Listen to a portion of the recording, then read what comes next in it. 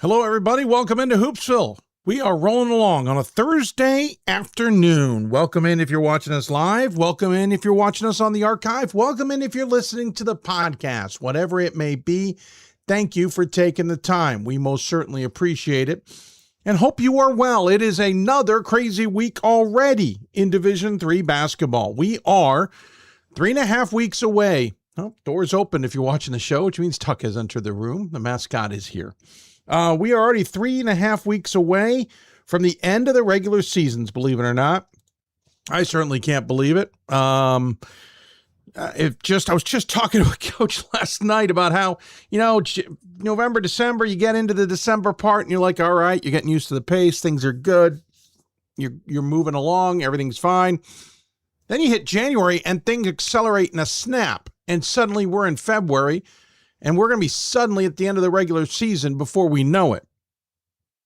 We're pretty much there already. 2 weeks from now, we'll be talking a little bit more nitty-gritty about the top 16s, for example. And then 10 days after that, we'll talk about who's in the tournament and who's out, who's playing where, how these brackets have been set up. It is going to be a frantic and wild finish, and we hope you're along for the ride. We will be here every step of the way. If memory serves, I don't think the only show difference, and we'll talk about it, is February 19th. Otherwise, I think we're on the air every single day at every single Monday and Thursday at 12 p.m. Eastern. I've thought about doing a show every single day, a little bit slimmed down version, but still a show every day to react to things. I'll be honest, if we could figure out a way to bring in revenue simply to cover costs and do all of that. I know there's some sticking point with some about revenue. We would certainly consider doing it every single day. But that's not on the viewer to fund that. That is up to finding sponsors and advertisers and all of that. We'll never know. We'll keep working towards that. But for now, Mondays and Thursdays, we will be looking at doing a Sunday selection show. Pat Coleman sat in for me last year and did it for the first time under the NPI regime. I will be doing that this year. I have an event earlier in the day, so I got to figure out the exact timing. That's what makes this tricky, because a lot of the production work is going to have to be done on the fly. Adds a lot of stress. But we'll figure it out. We'll get it nailed down, et cetera, et cetera. I may have the Saturday off, so that will probably help. But I say that now. I haven't even looked at my calendar to know if that is absolutely accurate. But just a reminder, let's just go quickly through the calendar. Next week, we're at noon Eastern on each show. The 16th will be at noon. The 19th, again, we'll talk more about it later, will be at 7 p.m. 23rd at noon, 26th at noon. Looking at the 28th. Oh, I do have a gig in the middle of the day, but I got some time in the evening, knock on wood. And then, it's going to be a little bit interesting as to when we start the show on the 1st. I've got a gig at 2 p.m. that's probably going to last about 3 hours. Earliest I could probably start is 6 p.m. We'll see what we can do. And then we're at bracket reveals on March 2nd. If you want questions for us, email us, hoopsville@d3sports.com. You can find us on Twitter, Instagram, and Threads at D3Hoopsville as well, hashtag Hoopsville. Also on Facebook at facebook.com/Hoopsville. Many ways you can get a hold of us, and I hope you consider that. And please interact with us. The more the merrier, as they say. We would love to hear from you. We should point out, we also take your questions, not only here, but on that 19th show. Again, we'll talk about that more in a bit. But if you got questions for the committee chairs, please contact us. We will do our best to get them answered by the committee chairs themselves. Let's talk about our guests for today. We got a good show today. Teams that are trying to stay above the fray, because it has been crazy. We'll talk about news and notes in a bit. But we're going to hear from number 9 Tufts today, and we're going to hear from 2 of the players involved with things at Tufts. Looking forward to this conversation. Scott Gyimesi and Dylan Reilly. I know I screwed up Scott's name. I'm going to double check it. I meant to check it before I hit record on the show, and I didn't do that. But the senior forward and junior guard will join us to talk about the Jumbos. They had their long winning streak come to an end by Wesleyan, but they're still at the top, tied with Wesleyan for the top of the conference standings, which means they're technically half game back because of the tiebreaker. But we'll talk to him about how the season's going to finish, how last year may be fueling this team, and a lot more. Then Wendy Austin from Center Women's Basketball will join us. They did just recently lose to Trinity, Texas for the first time in conference. Well, the first time that they're playing them in conference play. We'll talk to Wendy about that because now they're in second in the conference standing, but it's not over. And they're also having a spectacular season. So we'll talk to Wendy about her Colonels. Then we're going to Manhattanville. We're going to talk women's basketball for the first time with their coach. They say since 2018. My notes say 2015. I could have it wrong. I'll double check that, certainly. In fact, I'll do it maybe right now. We have this little way of cheating. Yes, 2018. There we go. The Under the Radar show in 2018. Prior to that, it was 2015. So we're going to talk to them about a tremendous season. They were 8-17 last year. They're 17-3 this year. They were 4-12 in the Skyline Conference last year. They're 15-0 in the Skyline Conference this year. What has turned the table? Now, I'll remind you, before the 8-win season, or only 8-win season, they had let's call it 4 straight of 19 or better wins, 6 straight of 17 or better wins. So this is a program that's usually right in the mix in the Skyline Conference. Bit of a blip last year, so we'll talk to Kate about the recovery. And then after that, we go to Monmouth. Their men's basketball team is 16-5, 11-1, 20-6 campaign last season, but 500 or worse for a number of seasons before that. We'll talk to the Scots about the turnaround and the battle in the Midwest Conference. That's ahead for guests. Of course, your questions as well. Lots to do on this show. We hope you'll enjoy it. Don't forget about buymeacoffee.com as well. You can go to buymeacoffee.com/Hoopsville. Sign up for a Hoopsville membership. Got a new member last night. Appreciate their support. You get access to my top 25 ballot, which admittedly is not in print yet, and I apologize. The squeezing of the schedule plus a doubleheader that I had to work last night just fouled everything up. So I was flying on Monday, finished my top 25 on the plane, landed, got home, busy with family, busy with recovery, and prep work for Tuesday's Hoopsville. That went into the wee hours of the morning. Then Tuesday I had Hoopsville, followed by another show that night, but I had to get the kids in between, so I didn't have any time to write that. Then I had to start prepping for doubleheader on Wednesday, plus a lot of other things I had to deal with. The mascot, Tucker, he had a vet appointment, so we had a lot that distracted us there. Didn't get it done. I didn't get home till after 11:30 last night. I'm back into prep work for today's show and then today's show. So I apologize to all the Buy Me a Coffee fans. We will get the top 25 done today. According to my calendar, it's a tricky thing to say, but according to my calendar, I have nothing tonight.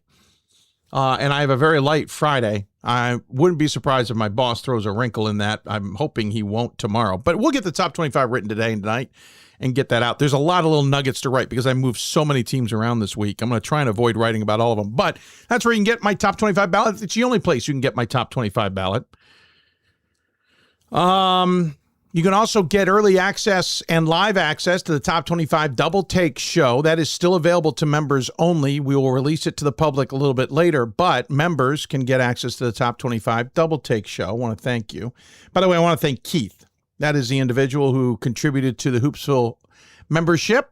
Thank you, Keith. Let's see. And we're adding a whole bunch of other whistles. I keep saying that, but I'm now finally got a window here to finish things up and get things done.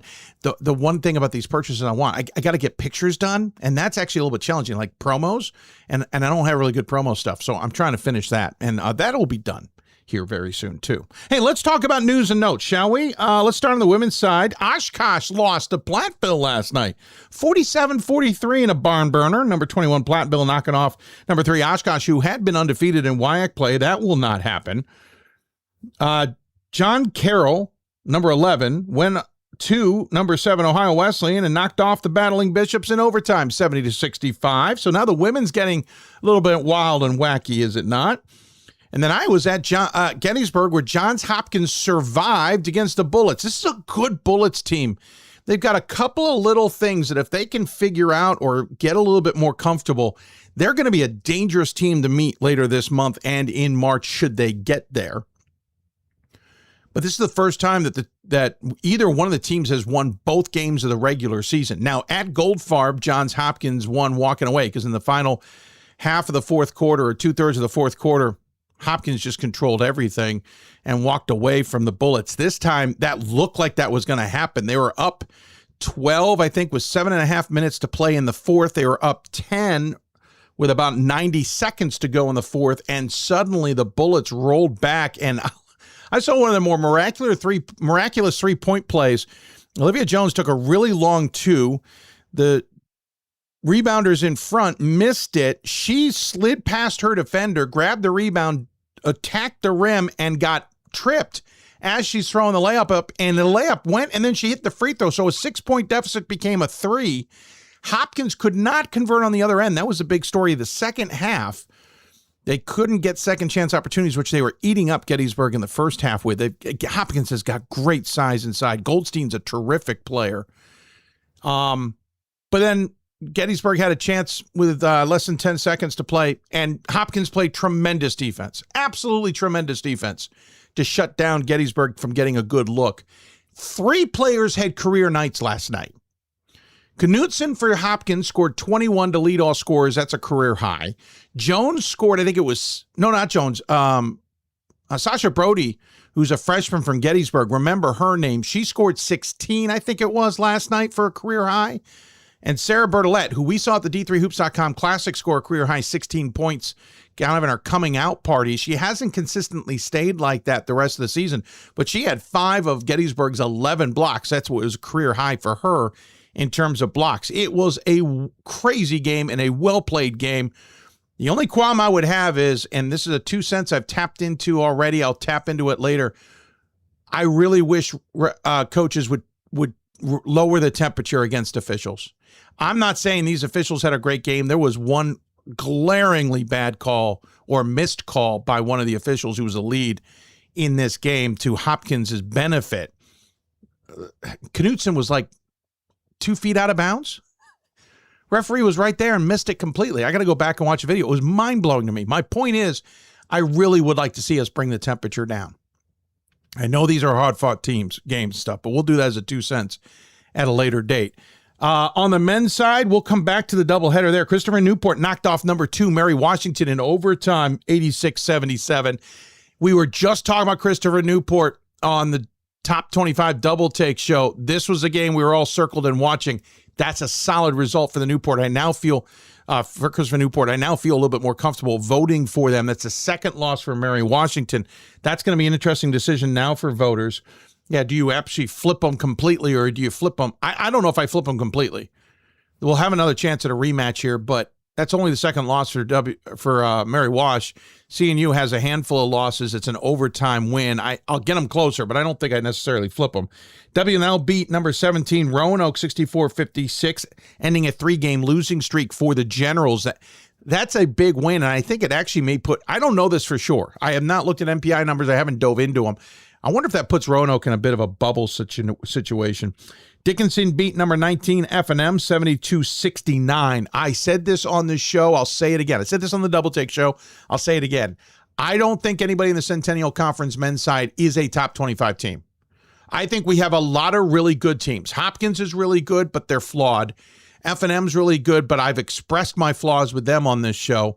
Gettysburg's okay. I think they've got potential. Surprisingly, we'll talk about that in a minute. Well, we'll get to that in a second, because Gettysburg then went on to beat Johns Hopkins last night on a last-second shot. So at Goldfarb, Hopkins hit a shot with 1.5 seconds left to beat Gettysburg a couple weeks back. This time, Gettysburg hits a shot with 1.8 seconds left to win it in overtime or in regulation. So turnabout was a bit fair play, as they say. We were hoping to have a shot of that, but unfortunately, we don't have access to it. So maybe later in the show, I'll get that for you. Josh Herr, and there's a story behind that I want to share too. So as a result, Gettysburg's number 1 in the conference in the Centennial right now. F&M is in like a 3 or 4 way tie with Hopkins and others. Again, I don't think there's a top 25 team in the Centennial. I think we got some really good teams. I don't think there's a top 25 team in the Landmark. I think we have some really good teams. I am not voting for F&M. F&M's 19th. I suspect we'll have some voters who have them extremely high to offset voters like me who aren't even voting for them, keep them in their top 25, but I think a majority will lose them. But I'll say this now. I don't think the Centennial has a top 25 team. They have some very good teams, and they could make the second week of the tournament if the bracket works out in their favor. But I really don't feel this is a top 25 conference this year. And it's no knock on it. We got some very good teams in Division III who are outside the top 25. Very good teams. All right, well, that's our news and notes. We got a lot more to get to later. A reminder, we'll be talking about February 19th show later in the broadcast. We'll also talk, we'll answer your questions. That certainly will happen, and a whole lot more between now and then. But we got to take a break because Tufts is on deck. We're going to talk to two pretty good student athletes for the Jumbos, talk about their experience there. You're listening to Hoopsville, presented by D3 Hoops from the WBCA studios. We've got more schools than Division I, more fans than Division II, and more upsets than March Madness. There's nearly 850 programs with over 11,000 games leading to 2 national championships. And we've been covering it all for over 2 decades. From Eastern to Occidental, from Puget Sound to Piedmont, from Southwestern to the University of New England, and from Hope to Calvin. Nobody covers Division III basketball like we do. We're D3Hoops.com at www.d3hoops.com.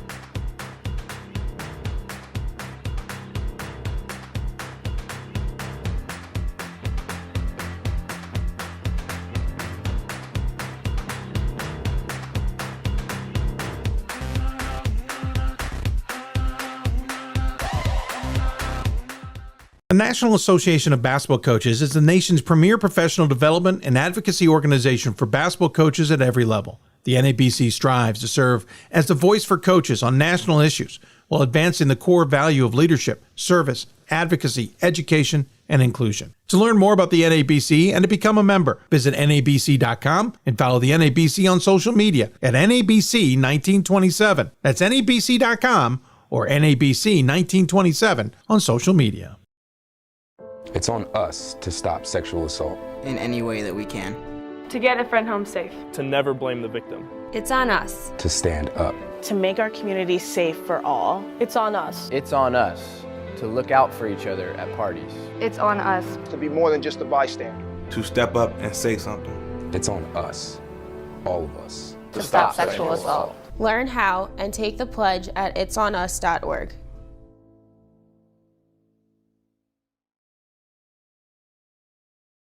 If I lose, I'll respond with respect. If I win, I'll back it up with humility. If I fail, I'll rise up with honor. It's tough for us to put it all on the line. Don't undo my hard work with poor sportsmanship. Respect. It's the name of the game. Coach of the Year, Administrator of the Year, All-America Team, Wade Trophy. The WBCA doesn't just honor coaches, but players, administrators, and much more. The WBCA strives to honor those who have contributed to the advancement of women's basketball. Celebrate the present, honor the past, look to the future.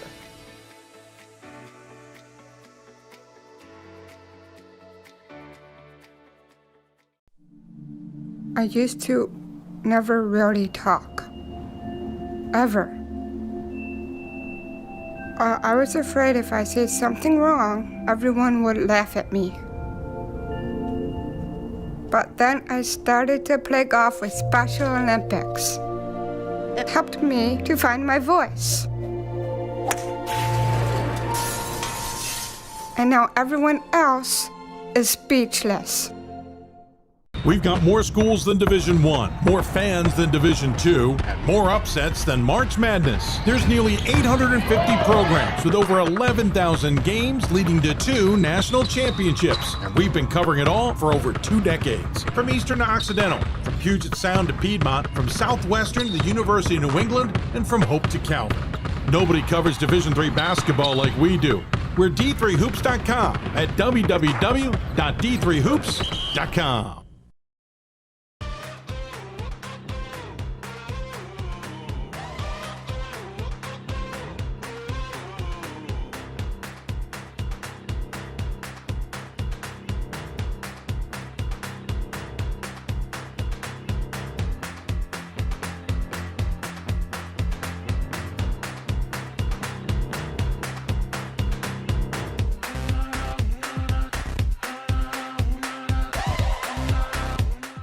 The National Association of Basketball Coaches is the nation's premier professional development and advocacy organization for basketball coaches at every level. The NABC strives to serve as the voice for coaches on national issues while advancing the core value of leadership.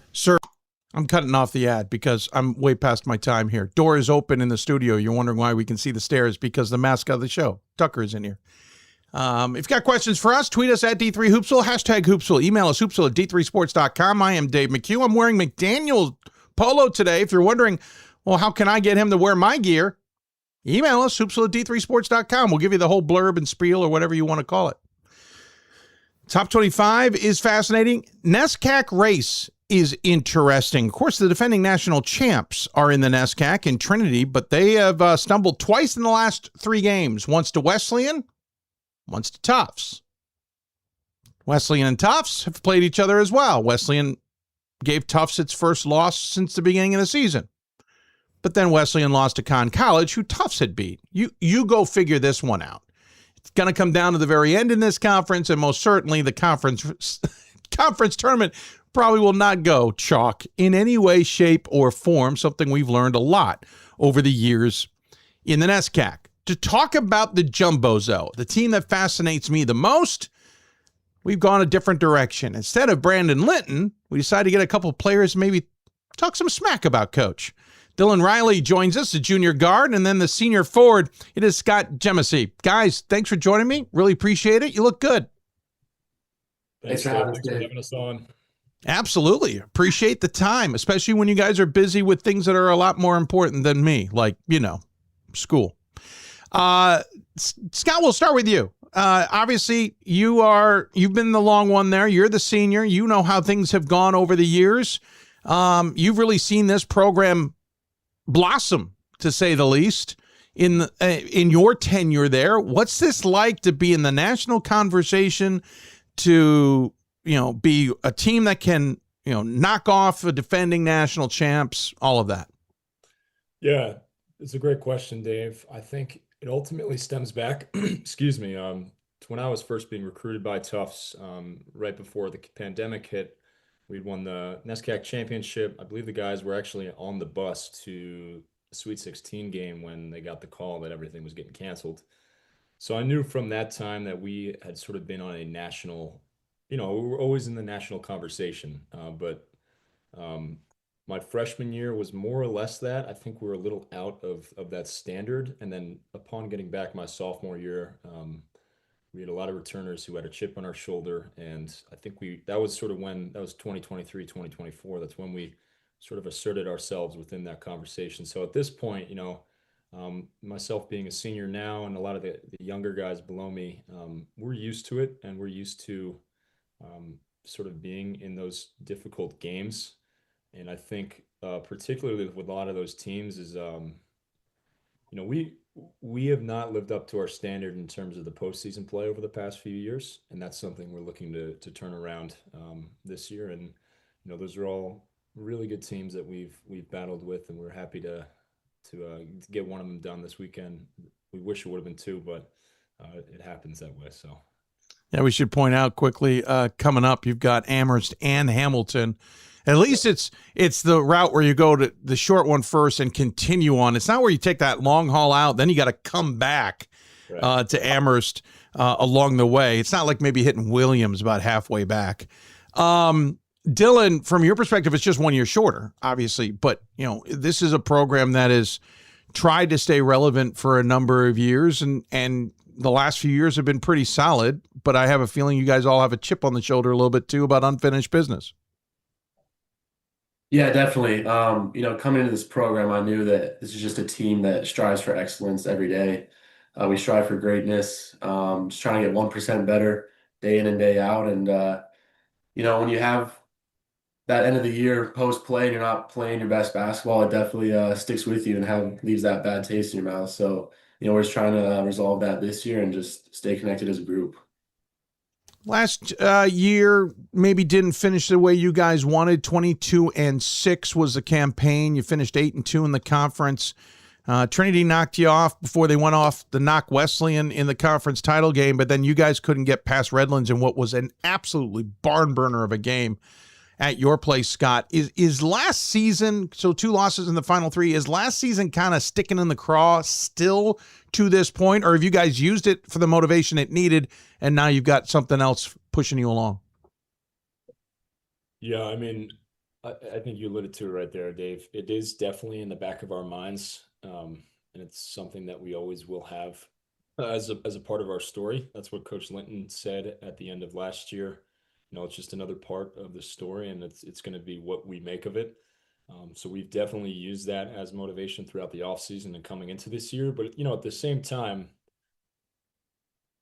we're not letting that define us. We understand the capabilities that we have as a program, as a group of collective individuals. So we know when we shape up with our rotation, our group of guys against any team in the nation that we're able to compete. So that's what we're looking to do each and every game, and just continue to move one day at a time. So when you look at this roster, it's very senior and junior driven, Dylan. You've got sophomores and freshmen, but for the most part, I don't want to say it's all in on this year because you obviously have years ahead, and Dylan's like, well, I got next year too, darn it. But is there some pressure along that realm for the 5 seniors and 4 juniors to really get it accomplished while you have the opportunity and get whatever that is accomplished, whatever your end goal really is? Yeah, there's always a little bit of that pressure, but we've been playing together a long time now, this group of guys, and I think it's just been super fun. We have a lot of chemistry out there on the court as well as off the court, and it's kind of just coming together. So we know what's at stake, but I think we're just confident in ourselves to just see how far this can go, and we're having a good time doing it. Obviously, you guys start off the season kind of with a blip. I remember you guys got top 25 attention. Things looked really good. And then you went to Babson and Endicott, which for anybody who doesn't know New England aren't very long trips. And you lose by 4 in the opener to Babson, and you lose by 3 in the second game 2 days later to Endicott. And admittedly, I think a lot of us went, what is going on at Tufts? You have a Yeshiva team that takes you to overtime and you win by 6.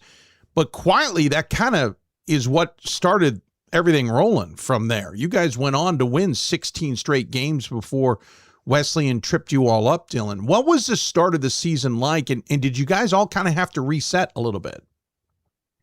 For sure.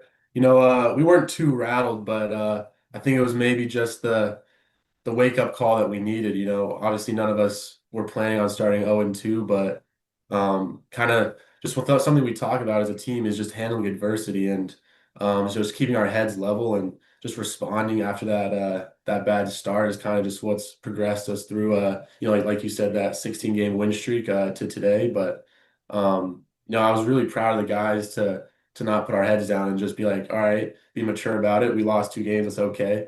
We're gonna be all right at the end of the day. Yeah, Scott, was it maybe overconfidence? Was it an edge of maybe not fully putting the work in that you thought you put in? Like, what was that 0-2 start, and what was the conversations after? Yeah, I think it's natural to look at a team that has a lot of the guys who may have been in the rotation return and say, oh, this is the exact same team. But the reality is we lost 5 seniors who were integral to who we were as a program. And this is not so much as an excuse as it is more just what was the reality, and like what came to fruition in those first few games is we had a gap there in terms of just the culture that we've established Guys were working into new roles on the court. Of course, we returned all of our starters and most guys off the bench, but it was just a different dynamic that we had to adjust to. And like Dylan said, we did not plan on that being the case. I don't think we had that up on the whiteboard prior, the week of practice prior to those games, but it built our character, built us into, like you had alluded to and Dylan mentioned, that sort of stride that we've hit and we've continued to hit over the past few months. And my high school coach has always said, doesn't matter how we're playing in December, it matters how we're playing in February, March. So that's what we've, or at least me personally, I've internalized that as we go about the season here. Yeah, there's a lot of truth to that. Obviously, you want to position yourself for an at-large if you can, but in the grand scheme of things, if you can take care of your own business and be playing really well in February, you're absolutely right. That is the key. You guys then rattle off 16 straight, as I said. Interesting enough, you have this weekend with Wesleyan and Trinity. I'm a little curious about. These were the two teams at the top of the conference last year in the conference championship. Wesleyan, their only two losses last year were Trinity. Their first loss being in that conference title game, their second loss in the Final Four to Trinity. Scott, going into this, one could think, oh, you're looking ahead at Trinity. I know you weren't, but it's interesting you lose to Wesleyan first and then play Trinity. Was that almost the perfect thing, as it were, to then take on the Bantams? Because now you're coming off that Wesleyan game a little pissed off. Well, it would have been perfect if we won both, Dave, but fair. Agreed. I think, no, it's a good point. We definitely came in Saturday morning, shoot around, and we're pretty pissed off. All of us were. We're a little shell-shocked because we truly felt like Wesleyan's a great team, very well coached, but we thought we had that game. They went on a run late. We had it at multiple points where we thought we could have stretched it to double digits or, within a few minutes. It was a very close game, and the ball just didn't roll our way. We'll see those guys again, but I think going into Saturday, it did produce a little fire in us, especially having it be senior day as well. So, yeah, for yourself, that's a little bittersweet, right? It's interesting. I see a lot of teams shift, and depending on how good they are, they'll shift their senior days to a day earlier in the year that maybe is more advantageous to a win. You guys have your two final home games being two of the top teams in the conference. There's always a risk there. Does that matter, Scott? No, I believe we had that scheduled for a while. No, I know, but I mean, does it matter that it ends up being a loss? Like, is that something that everybody overthinks, or does it not matter? Senior day is senior day. The win or the loss doesn't change the emotions and this, what is unique and special about that day. Well, my family was there. My parents and brother were at that game, and I think we've had experiences in the past where that game was a loss, and of course, it's a great banquet afterwards. We spent a lot of time with the program, but I'll leave it that it was beneficial that we won that game. I like that. Emotions were high. I like that. Your family coming from the New Jersey area. Dylan's coming from Washington. It'll be a little bit of a longer haul next year for Dylan Reilly's squad. Dylan, you guys then turn around and beat up on Trinity. Almost identical scores, by the way. 68-61 was the loss. 68-62 was the win. Scott talks about the motivation, Dylan, but you also know it's your final home game until the conference playoffs. Is there a bit of a mentality of making sure that you close Cousins' doors on the regular season well? For sure. Friday night we had a great turnout of a crowd, and it's great having that support on your home floor, and not giving them the result that everyone wanted was kind of stung a little bit. So, we were lucky that a lot of people showed up Saturday as well for our seniors, and getting that win for them and for Cousins, for the seniors, for the families there, it felt really good. So, closing out that last home game was definitely, still feels good for us. Let's talk about the close of the season before I talk about you guys, Dylan. You've got 3 left, all on the road, as we mentioned, Amherst and Hamilton, then Bates. So you got to go westward, come home, take a break, then you got to head up to Maine. All 3 of these teams are in the conversation. Bates is 16-4 this year, 4-2 in conference play, just a game and a half back of you all. Amherst is a game back at also 15-5 overall. Hamilton's 5-15, 1-15, but they have played, spoiler, already. You can't overlook the Continentals in any way. They beat Bates 74-69.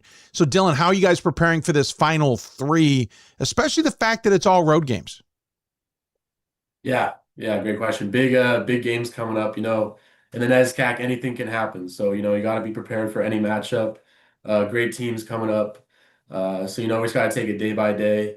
We can't overlook anybody. We're just gonna keep focusing on ourselves and hopefully it rolls our way. But, practice day in and day out, we push ourselves, super hard. And I think that's what's led to a lot of our success. So, as long as we just don't overlook anybody and take it one step at a time, I think that's going to give us the best chance at what we're striving for.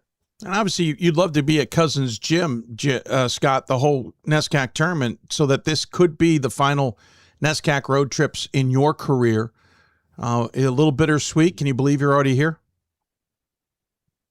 Yeah, it moves fast. I think you hear that a lot coming into college, especially basketball. But just trying to take it one day at a time. As I said, I've had a few of the older guys that I played with text me over the past few weeks. Just as you get down to those final few games, they become even more important. So, not taking any day for granted out here, Dave. That's been the message.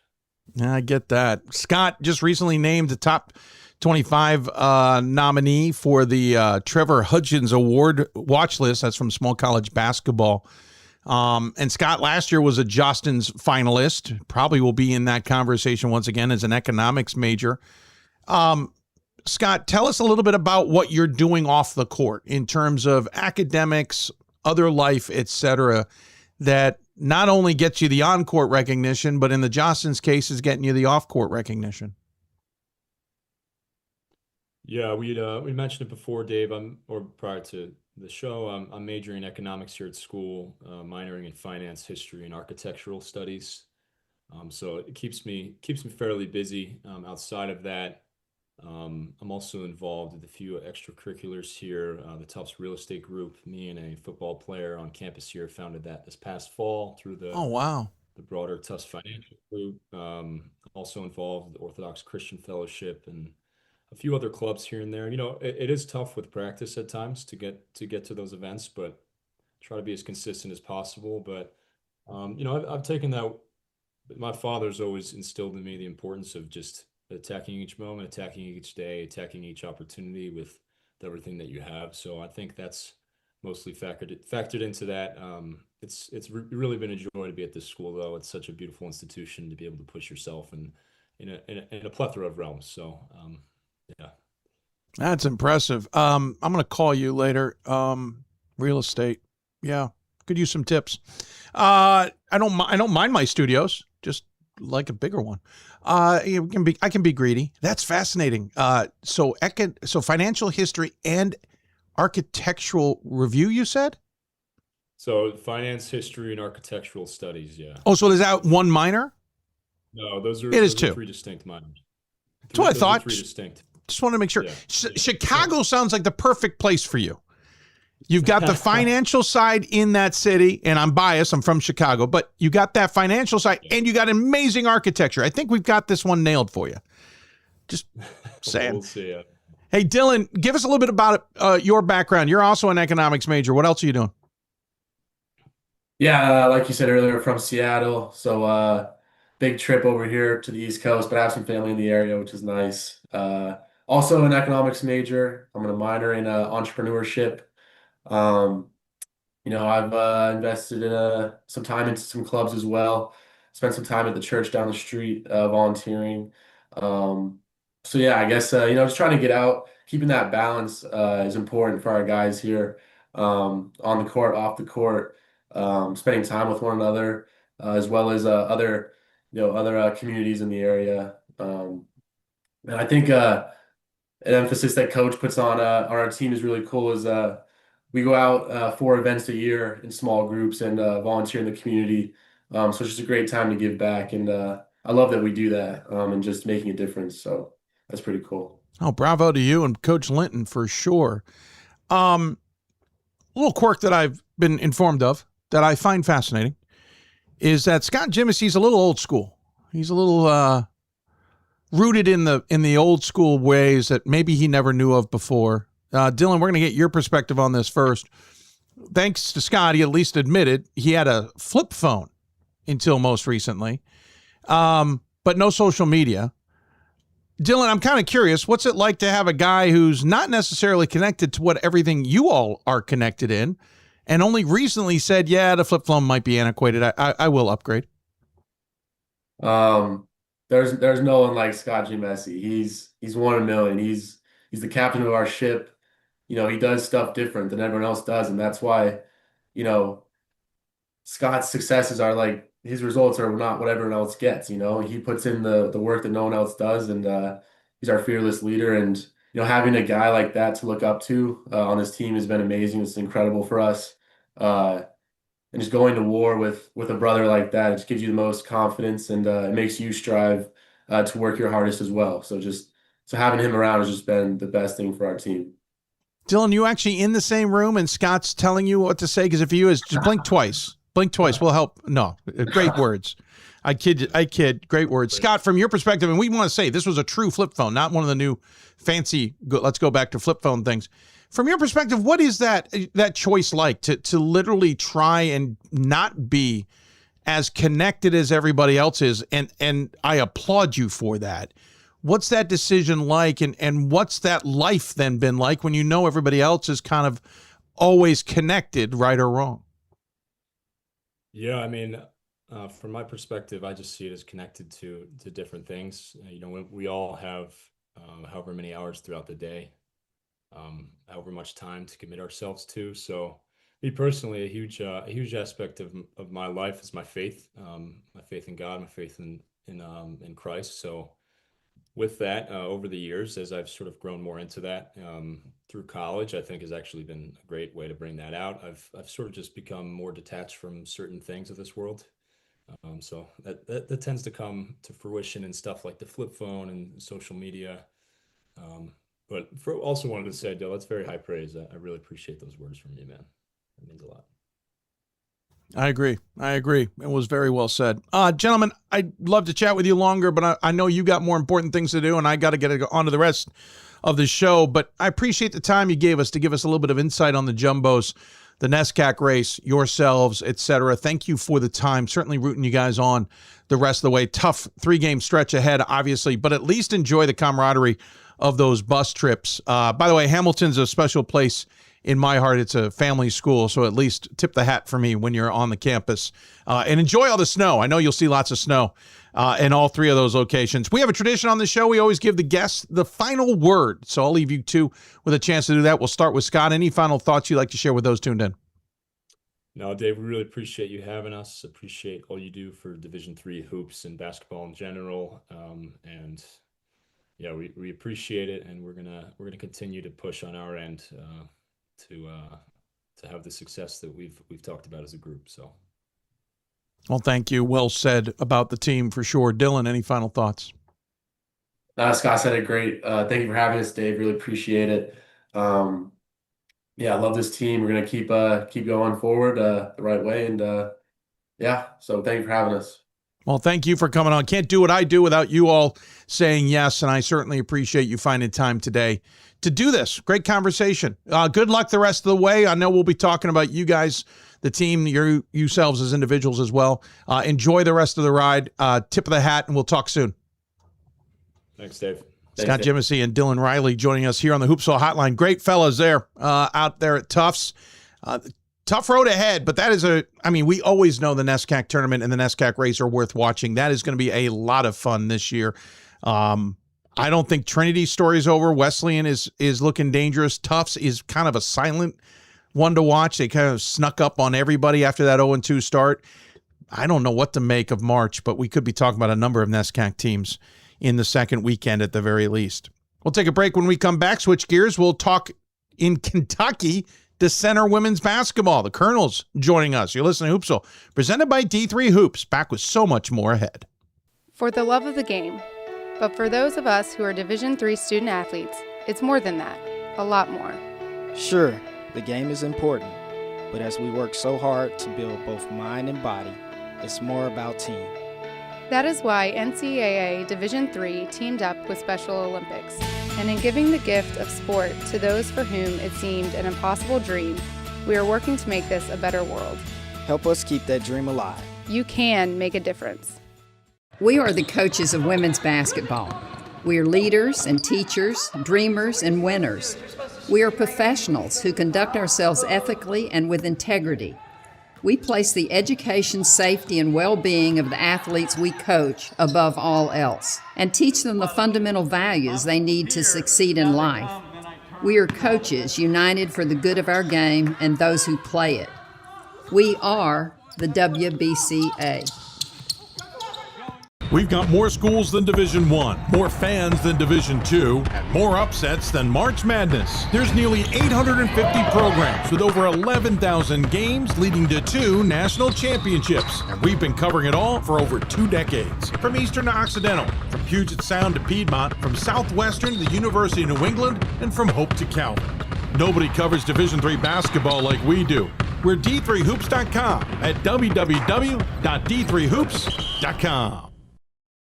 The National Association of Basketball Coaches is the nation's premier professional development and advocacy organization for basketball coaches at every level. The NABC strives to serve as the voice for coaches on national issues while advancing the core value of leadership, service, advocacy, education, and inclusion. To learn more about the NABC and to become a member, visit NABC.com and follow the NABC on social media at NABC 1927. That's NABC.com or NABC 1927 on social media.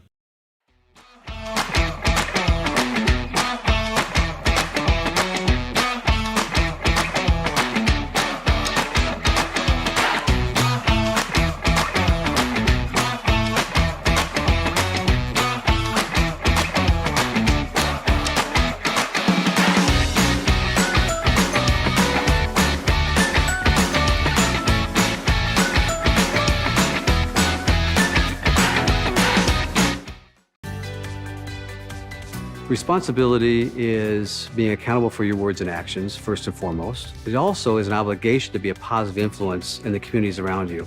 Being in a D3 program, you're going to have lots of different opportunities. You're not just an athlete, you're also involved in student life. Your academics are extremely important. We give a lot of our student athletes responsibilities right from the start by giving them leadership opportunities, by having them engage in the community, be a positive influence. That's being a responsible person. There are over 480,000 college athletes. Only 2% would go pro.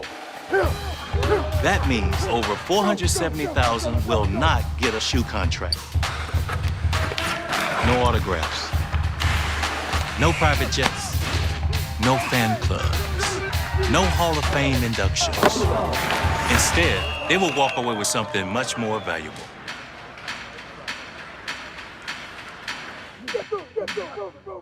I did receive a non-athletic scholarship upon entering school. I got the presidential scholarship, which was huge for me.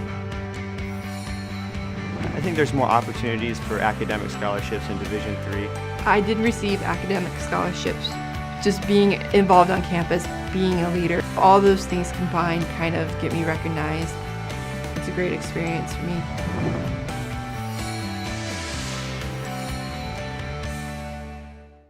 For the love of the game. But for those of us who are Division III student athletes, it's more than that, a lot more. Sure, the game is important, but as we work so hard to build both mind and body, it's more about team. That is why NCAA Division III teamed up with Special Olympics, and in giving the gift of sport to those for whom it seemed an impossible dream, we are working to make this a better world. Help us keep that dream alive. You can make a difference. We are the coaches of women's basketball. We are leaders and teachers, dreamers and winners. We are professionals who conduct ourselves ethically and with integrity. We place the education, safety, and well-being of the athletes we coach above all else and teach them the fundamental values they need to succeed in life. We are coaches united for the... Once again, let the ad run too long. It's supposed to kick off and come right back to me, but apparently settings aren't right. I'm your host, Dave McHugh. Welcome back to the Hoopsville Studios. I should say the WBCA Hoopsville Studios, presented by D3 Hoops. I mentioned at the end of the break we're going to go to Kentucky and talk to Center. Dum Dum didn't read his own marquee over here, which clearly says Manhattanville's next on top. Center's next. Then we'll go to Monmouth. We're working our way east to west.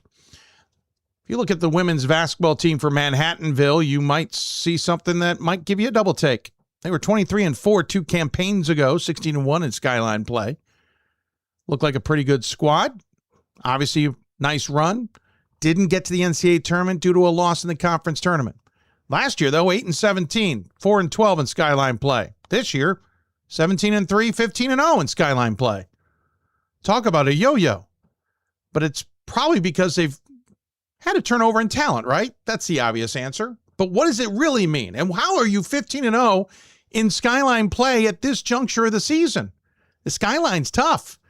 Of course, there's 5 games still left to play, so we might be biting off more than we can chew. So to talk about it and to scold us for even bringing up this conversation in public domain, as it were, is the head coach of the Valiants of Manhattanville. It's Kate Vlahakis. Coach, it is great to see you. Thanks for taking the time, and I'm ready for my scolding. Thanks, Dave.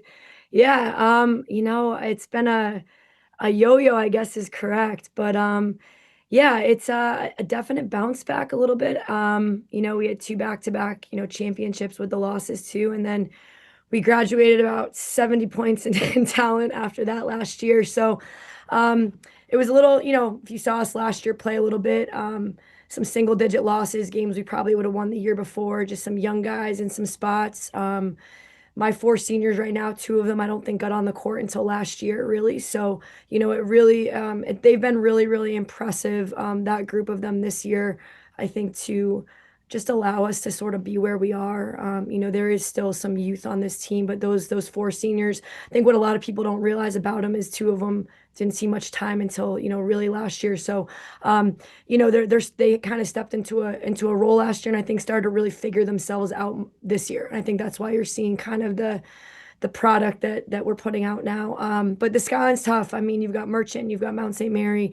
It's kind of wild this year. Sarah Lawrence, Perch, everyone's kind of upsetting everyone. So it's been a really interesting year with the Skyline, which has been great. There's a lot of parity. But I think this group is really holding on to those 4 seniors, and game by game, we're not even looking at the last one. We're just kind of taking it as it's coming. I think our defense is so much better this year. That's kind of what got us to 2 championship games. And I think we're back to kind of, setting into that kind of identity piece and who we are, and just rebounding the ball so much better. I think this year, Merchant's a heck of a team this year, and we only won by 1, but we only got out-rebounded, I think, by 7. So that was really my goal, to stay with those 2 guys. And I think they out-rebounded NYU by 25. So I was like, oh boy. So I think, it's just game planning, and I'm impressed with, we're undersized in some spots, and, we're not super flash talent everywhere. I just think we've got a really good connected group that's been able to kind of, put us where we are at this point in the year. Yeah, I mean, Merchant Marine's result jumped out at me. We've had them on, obviously, 2 of the more talented players in Division III, and of course in your conference. Yep. It's fascinating to see that kind of play out, because you do have to deal with Barton and Grassler. Mm-hmm. You've got them coming up in the penultimate game, but they can be a distraction, right? So it almost felt like it was a perfectly timed game for you, being on December 3rd, where you didn't really have another major conference game for a week. So you wouldn't have to focus on them and then forget about the other opponent you might be playing in short order.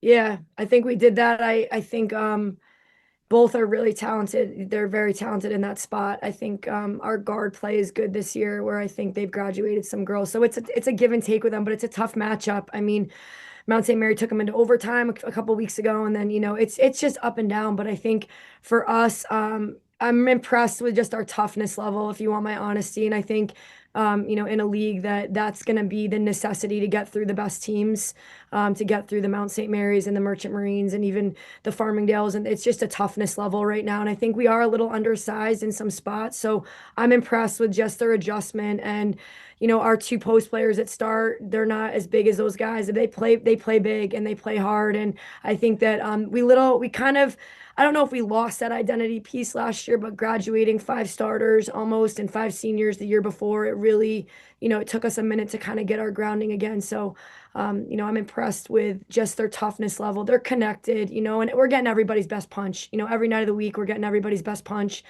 So the margins are close now. And I kind of say, don't worry about the margins, just worry about the win. In any way we can kind of figure that out. But you've got to strategize. You got to be able to deal with Grassler and Barton in a couple weeks, but you also got to be able to deal with St. Joe's Long Island and their zone, and they're kind of shifty, and the league is very interesting this year. I think it's changed over time, which has been I'm really happy to see that. A lot of parity, and every night's a night. The league is getting closer, so it's giving us just something to focus on. Yeah, Mount St. Mary, for example, is 12-8, but they're 11-4 in conference play. SUNY Purchase, Long Island, St. Joe, Long Island, and Sarah Lawrence and Farmingdale State are all 9-7. It's a drop off after that, but all those teams are 500 or better. Certainly a little bit more competitive than most years. Usually it's very top heavy. Again, obviously big games ahead. St. Joe's on the road. Then you get 3 of the next 4 at home after that. So 3 of the next 5 will be at home. It's important in that region, in my opinion, to be at home so you don't have to deal with the headaches of trying to get around. I assume the feeling's the same. Yeah, I mean, I don't know. I've coached here a long time, and I know all the coaches that play against me hate coming here. It's a small gym. It's tight. I'm crazy. I'm nuts enough myself over there. So, it's a hard place to play us. I don't think we really have lost a lot at home, in the years past. So, any home game, we got to win the home games. And I think that's the biggest thing that we're saying to them, right now. But it's an environment that, you love to be in here. You get Mount St. Mary and us matched up in here. The gym's going to be packed. So, I love the environment. I love the visibility on the skyline, coming out of the MAC, 7 years ago, making this switch. I love the visibility on it.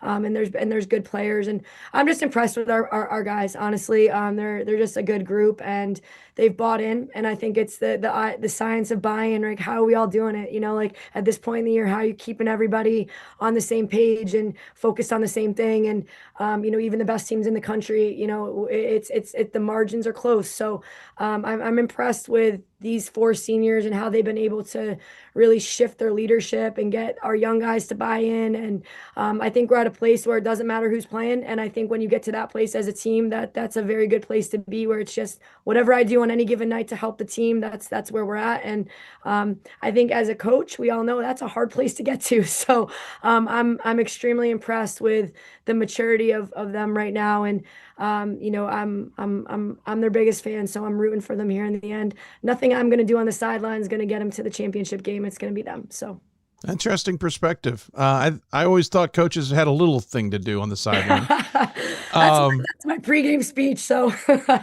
forget it, guys. I'm taking the next 2 hours off. Good luck. Yeah. Anybody who doesn't know where Manhattanville is, it's in Purchase, New York, and I find it funny because you're right in this little wedged in this little spot where 684, 287, 15 all come together, which means from my traveling days going up and back from New England, you're in that spot where I see the sign, but I'm more focused on either getting on to 287, getting on to 684, or getting on to Hutchinson Parkway.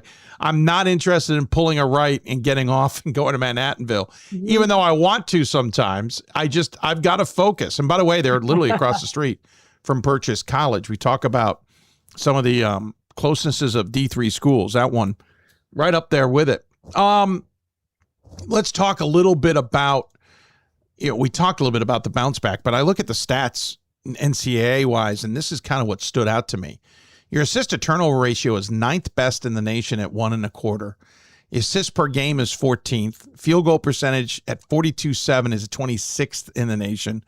You're nearly top 50 in total points scored. You're 18th in scoring defense, allowing 50.8 points per game. So you're scoring a ton of points and you're holding teams down.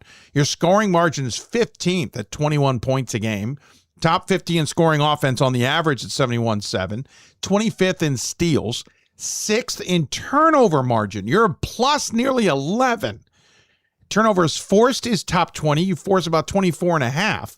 And turnovers per game at 13.8, meaning how many you are turning over yourselves at 13.8 is 31st in the nation. Those are those small ones. Like, we didn't talk rebounding necessarily. We didn't talk necessarily about shooting defenses or anything like that. we're talking about those other important ones other than scoring, the assists, not turning it over, forcing turnovers, et cetera, et cetera. Steals, for example, is 25th at 13-7. How do you get a team to buy into those intricacies and not the ones that get all the attention? Yeah, I think that's if we had an answer to that, but I don't know that I'm great at it, but I think it's our defense. I think anyone that's played here for me, and anyone on this call that's played against me knows we're going to just be swarming. Right now, we have a pressing team this year. In the past, I don't know that we've been able to press the whole game, and we're pretty close to it. So, we're going to try to really turn you over in fast break. I just think our help side defense has gotten so much better this year. We play a little bit of a pack line, but we switch on a lot. And I think teams try to expose us a little bit with the slip. But it's just a toughness level, like with a kid with Barton, like we're not going to play behind you. We're going to make it really, really hard for you to get good shots off. So I give them credit on the defensive end. I think that's where a lot of this stems from. Like we don't really get going offensively until our defense kind of is in full motion. And you'll see us, we'll start pressing, every game. That's what we're in. And we'll go in and out of different things. When they're locked, like my guys are really locked in that. I think that, that's where you see a lot of those kind of stats come into play. They're just, they're selfless in that. And it's just one possession at a time. I think we're valuing the ball better this year. I think our point guard, I think Gabby's done a really, really good job this year, just really understanding, where her teammates are, where we are, what needs to happen offensively. I think we're shooting the ball much better this year, and I think we have more guys scoring. So, I think that's kind of coming into play. But honestly, like I'll say this, Dave, I've coached 19 years, and some teams I've had, aren't bought into those little things. So I think this year they're a little special, and I will say that. I don't want to jinx them here in the middle of February, but no matter what happens, I'm super proud of just, their attention to detail with some of this. And, it takes the buy-in of my older guys to hear what I'm saying. So, I'm those four seniors have kind of echoed it, and it's echoed in the locker room. But if you catch us on a good night, we're really up playing defense and we're rebounding the hell out of the ball, excuse my language. We're fun to watch. And I think our offense, we really get going. And I think that's where you see that separation start to come into play. But, we're valuing the ball. Last year, I think we struggled with that. I don't think we valued the ball well last year. I think we struggled offensively. We understand each other a little bit this year. We're more connected. There's more extra passes. We have other kids shooting the ball better. So I think their ball movement, is much better. We're getting played in the zone a little bit more.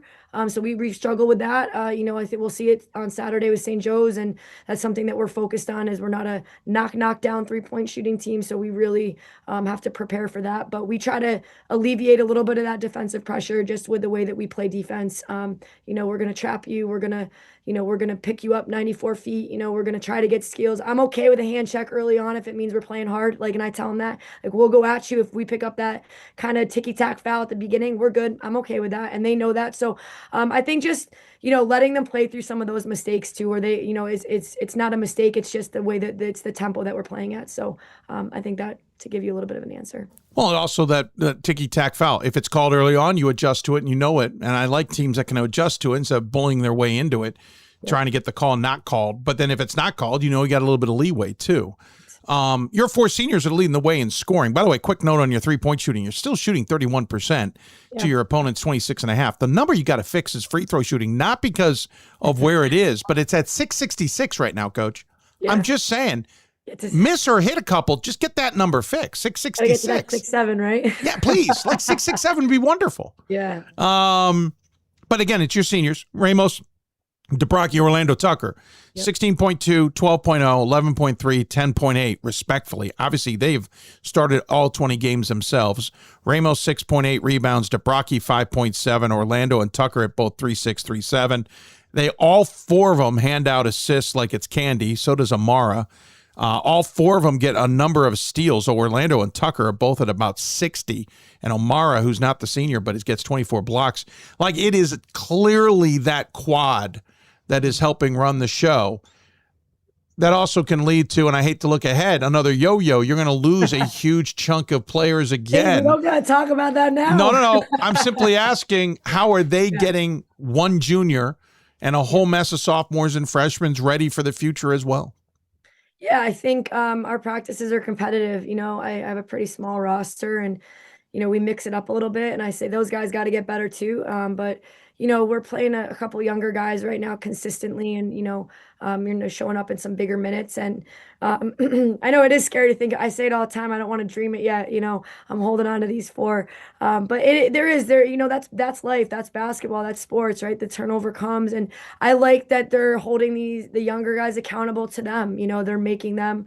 You'll see a kid, launched out to the stairs mid-practice by one of my seniors, because they're going to leave a tradition. And I think hopefully some of my former players on this call today, they also left that same thing. So, I'm a big believer, and that kind of trickles down. And even though you go through a little bit of a shift with some talent, and when you lose it, that kind of identity hopefully stays. So I think these sophomores and juniors and even freshmen know that, they're taking something from these seniors, and honestly, they're playing for them though, which is cool.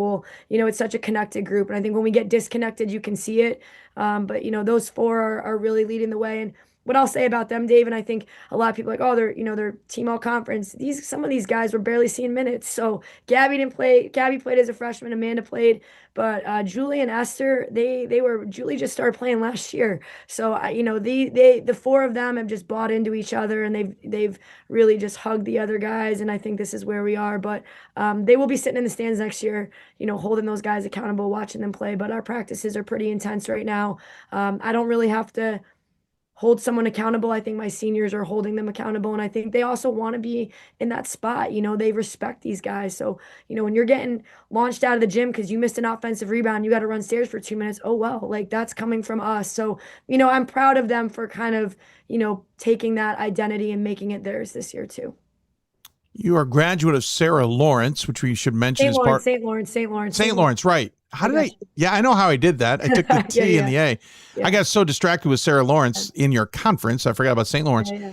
But I was going to ask, Sarah Lawrence is in the area. St. Lawrence, not so much. It's on the other side of the state. What is it about this region that you've fallen in love with? Because you've now been at Manhattanville for 12 seasons. It's obviously a place you've decided to make home. Mm-hmm. What is it about this school, this program, this region, whatever it is that you've decided this is it?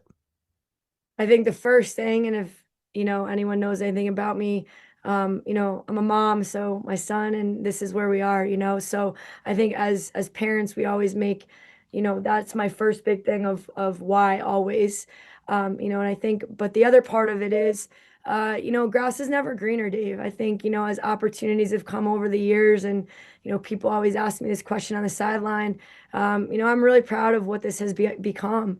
I was architecting this for a lot of years in the beginning, and we were in the MAC, right? So we were playing DeSales when they were top 25. We were playing FTU when they won national championship. So as a young coach at 27, I was thrown into kind of the pits of hell. So, even with all the changes, I'm proud of this. It's not just mine, it's so many girls. And, I think for me, I'm at a really peace place, and I'm not saying it's forever and nothing will ever change down the road, but, there's a happiness that comes with it. And I think when you find value outside of that win-loss column, which is something that I've had to do, is finding like, why are you here besides that? And what makes you happy besides that? So, it's really the players, it's the families, it's my alumni, it's our administration that lets me, coach the way I want to be and be who I am and run this program. And I think anyone that knows me in the area, or coaches that have coached against me, kind of know what you're getting with Manhattanville. But I'm proud of it. We're a school that should never be really talked about sometimes, right? And I always say that, like, should you be on the map? Nah, like, but why not you? Why not us? And so I think for me, I'm proud of that, being a very small Division III, not in the SUNYAC or the Liberty League, but, I love the region. I love the region that we're in. I think there's super competitive basketball. We played Geneseo this year. We kind of messed it up ourselves. We were up 20 and lost by 3. So I'm just proud of, where we're sitting, and the fact that we're not scared to kind of go out there and play with bigger names. But it's been a ride, and I eventually think I want to coach men, to be honest with you. Like someday I'll go coach my son, but I want to see this. I'm so coached in the girls. I'm here, and I just say this is where I am, and be where your feet are, and find that value and happiness And I'd say that to all my coaching colleagues, just be where you are and enjoy it, because everybody's got problems and everybody's got issues, but it's really the players that keep me here, and, the administration and the school. I'm an assistant athletic director. I teach a class. I'm involved in the community. Sometimes it just gets bigger than everything. And the biggest thing is my son. So, that's what kind of grounds me, and this is our life. So it's been great. It's been a good ride. What I find interesting, though, is you're from Lebanon, New Hampshire. So St. Lawrence made a lot of sense. I went to summer camp northeast of there in the Wentworth area. Okay. You're near Dartmouth. For anybody who's curious, Hanover is Dartmouth. Yeah. Lebanon and Hanover, kind of a sister city scenario, right on the border of Vermont. Yeah. Listen, I knocked my dad and mom from going from Chicago to down East Maine. Now I live in the Baltimore area, and I'm dying to get back to a quieter place. Yeah. Do you have that urge? Because you're from a gorgeous part of the country. Yeah, I live in Connecticut, so I don't live right here. I live up. Yeah, that's like crossing the border and going 5 minutes. I say I live in the woods, but you're not. I don't. Full disclosure, Dave, I lost my dad a year ago, and this is kind of seasons for him a little bit too. He was in his 90s, and I think my family's just been like, go chase your dream, Kate. So I have no urge to itch to get back up to Hanover, Lebanon, and the Dartmouth area. I don't know if I have an itch to do any, like, as it comes, and what presents. But for me, I think I'm happy, and I think my family's 3 hours away. I get to see my mom and my nephews and things like that, my nieces, and that. But for me, I never wanted to live in rural Upper Valley, kind of Lebanon, New Hampshire. My dad always kind of said to me, Kate, go out there and chase it. So I landed here at 27, and I don't know, maybe stayed a little too long, but I don't think so. We're doing okay. But if you do see me make that switch, it'll be to the men's game. So I would love to see it. I'd kill to see it, Kate.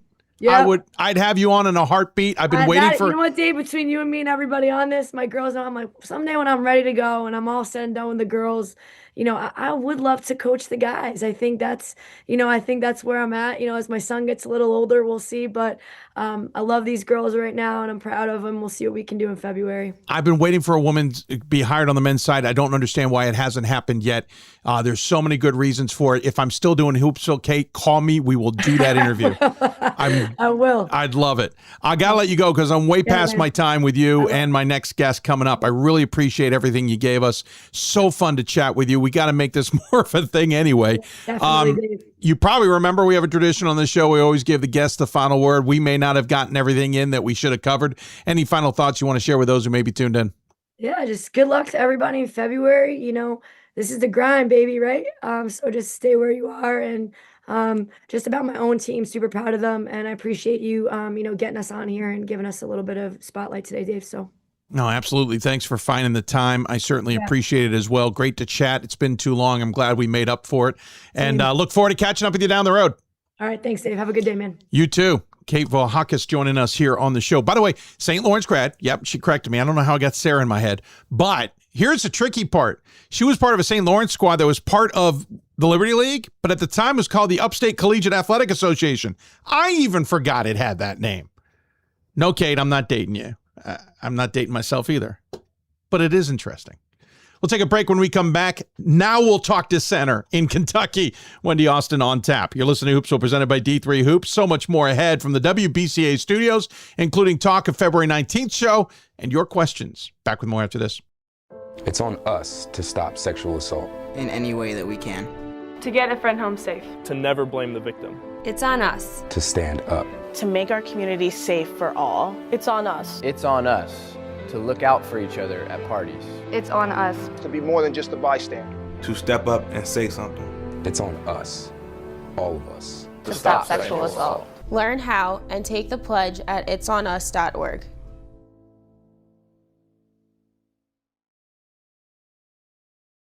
We've got more schools than Division I, more fans than Division II, and more upsets than March Madness. There's nearly 850 programs with over 11,000 games leading to 2 national championships. And we've been covering it all for over 2 decades. From Eastern to Occidental, from Puget Sound to Piedmont, from Southwestern to the University of New England, and from Hope to Calvin. Nobody covers Division III basketball like we do. We're D3Hoops.com at www.d3hoops.com.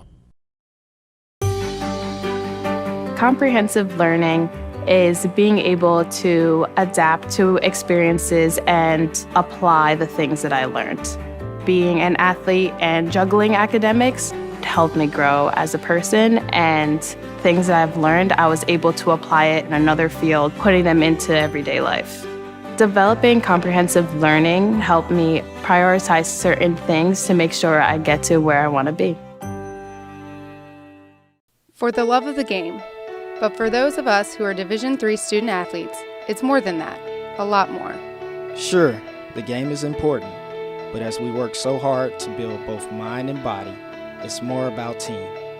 That is why NCAA Division III teamed up with Special Olympics, and in giving the gift of sport to those for whom it seemed an impossible dream, we are working to make this a better world. Help us keep that dream alive. You can make a difference. We are the coaches of women's basketball. We are leaders and teachers, dreamers and winners. We are professionals who conduct ourselves ethically and with integrity. We place the education, safety, and well-being of the athletes we coach above all else, and teach them the fundamental values they need to succeed in life. We are coaches united for the good of our game and those who play it. We are the WBCA. I learned a lot of valuable lessons playing college football. I never thought about the health benefits of exercise until I actually started to talk to coaches in college. It's not only just for performance, it's for life. My coaches instilled the importance of well-being, not only building up strength, mental health, getting enough sleep, eating properly is all what it is to be healthy. I decided that I want to go into personal trainer and share my knowledge that I obtained in college about physical and mental well-being. We are calling you, all of you. We are calling all Division III schools to join our cause. It's on us to start the change. It's on us to be the change. It's on us. It's on Division III. It's on all of us to stop sexual assault.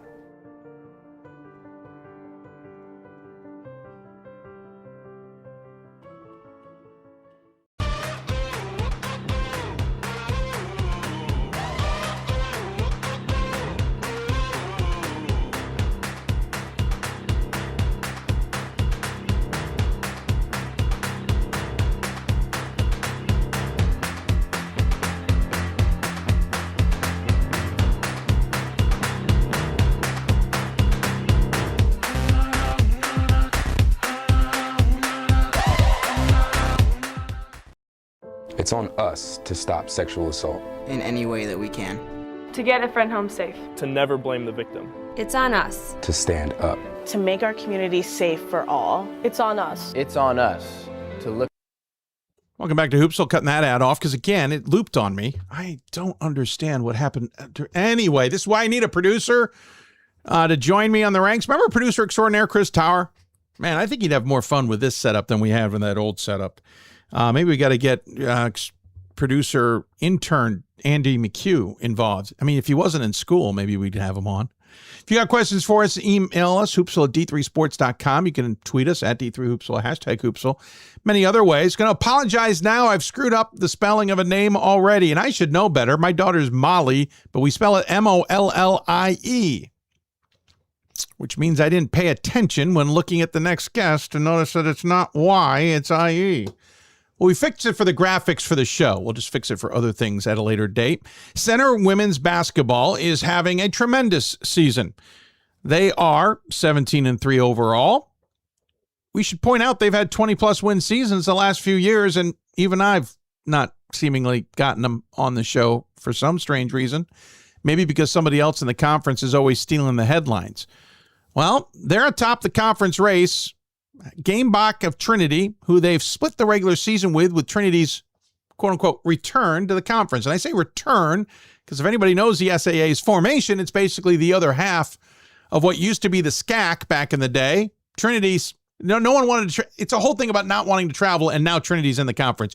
It's wild, but to get a different perspective on it from Kentucky, one of my favorite places to visit for NCAA tournament play, Wendy Austin joins us. And Hey, Dave, good to see you. Thanks so much for having me.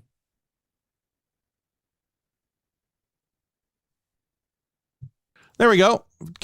Apparently I didn't click something right. Again, need a producer. Thanks for taking the time. Really appreciate you joining us. Yeah, quick side note. I was there for a men's tournament weekend, opening round, back before video was a thing. Oh, wow. Yeah, Wendy, you said it there well. Actually, one of my favorite stories about it is, well, there's two stories. One of them is the fact that I got kicked off the air for the second game, and it turns out some port I got on was something that Chinese had used to hack into the center library and science wing.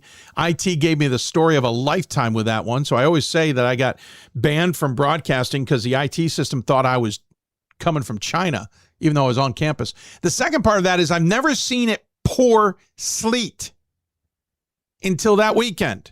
And then about a week and a half ago, I saw it sleeting at 18 degrees. So sleet is weird. But wow, what a beautiful campus, Wendy. You guys have got it. A beautiful place to play, a beautiful campus, and you've got a beautiful season going on. 17-3, 7-2 in conference play, coming from a 21-8, 9-3 campaign last year. The consistency is clear. Well, we're very excited that our group buys in, and we lost 4 seniors, conference player of the year, and we didn't know how the season would actually go, to be honest with you, and our 6 juniors have done a great job leading, and they set high goals, and they're really working hard to reach them. Yeah, I mean, you've been with this program. First off, you graduated from center in 94. Then you joined the staff in 97, became head coach ahead of the 05 season.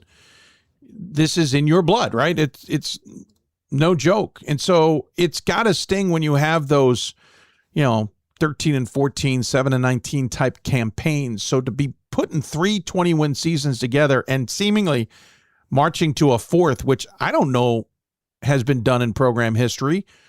You might be graduating players, but you consistently have talent there picking up the reins to keep this program in that conversation. You got to be proud of that. Oh, we're very proud. And, again, it's a total family atmosphere. I love this program, and my assistant, Abigail Webby, who played for me, loves it. And like I said, we were really, not nervous, but, we lost a lot of key people last year. So for us to be able to have the season we're having, it's just been super fun. We're proud of the girls. Sometimes I forget how young we are. Our first years have come in and made a huge impact on what we're doing. Our sophomores aren't playing like sophomores, so we're super proud about that, and just thankful that they love center and love playing and love being together. Well, I mean, that's the key. We talk a lot about teams. We just talked to Manhattanville, who their top 4 scorers are all seniors. And it's not that it's a senior team. They're getting their underclassmen ready. But it so hinges on that. When you're got a team that's contributing from freshman to senior, it's significant. How do you think those underclassmen are able to buy in so quickly? Well, I think because for us, I know a lot of people talk about it, but we really believe in it. Culture is the most important thing. We really are their family away from home. And they really take good care of each other. We do a lot of things that help us understand that everybody's different, but everybody's important to our group. With no seniors on our team, the juniors have had to really step up and lead a year early. And so everybody's kind of had to step up their roles a year early. And I'm just thankful that we have great young women that embrace that, who are about center basketball, about our family. I love that they want to have individual accolades, but the team and team agenda comes first.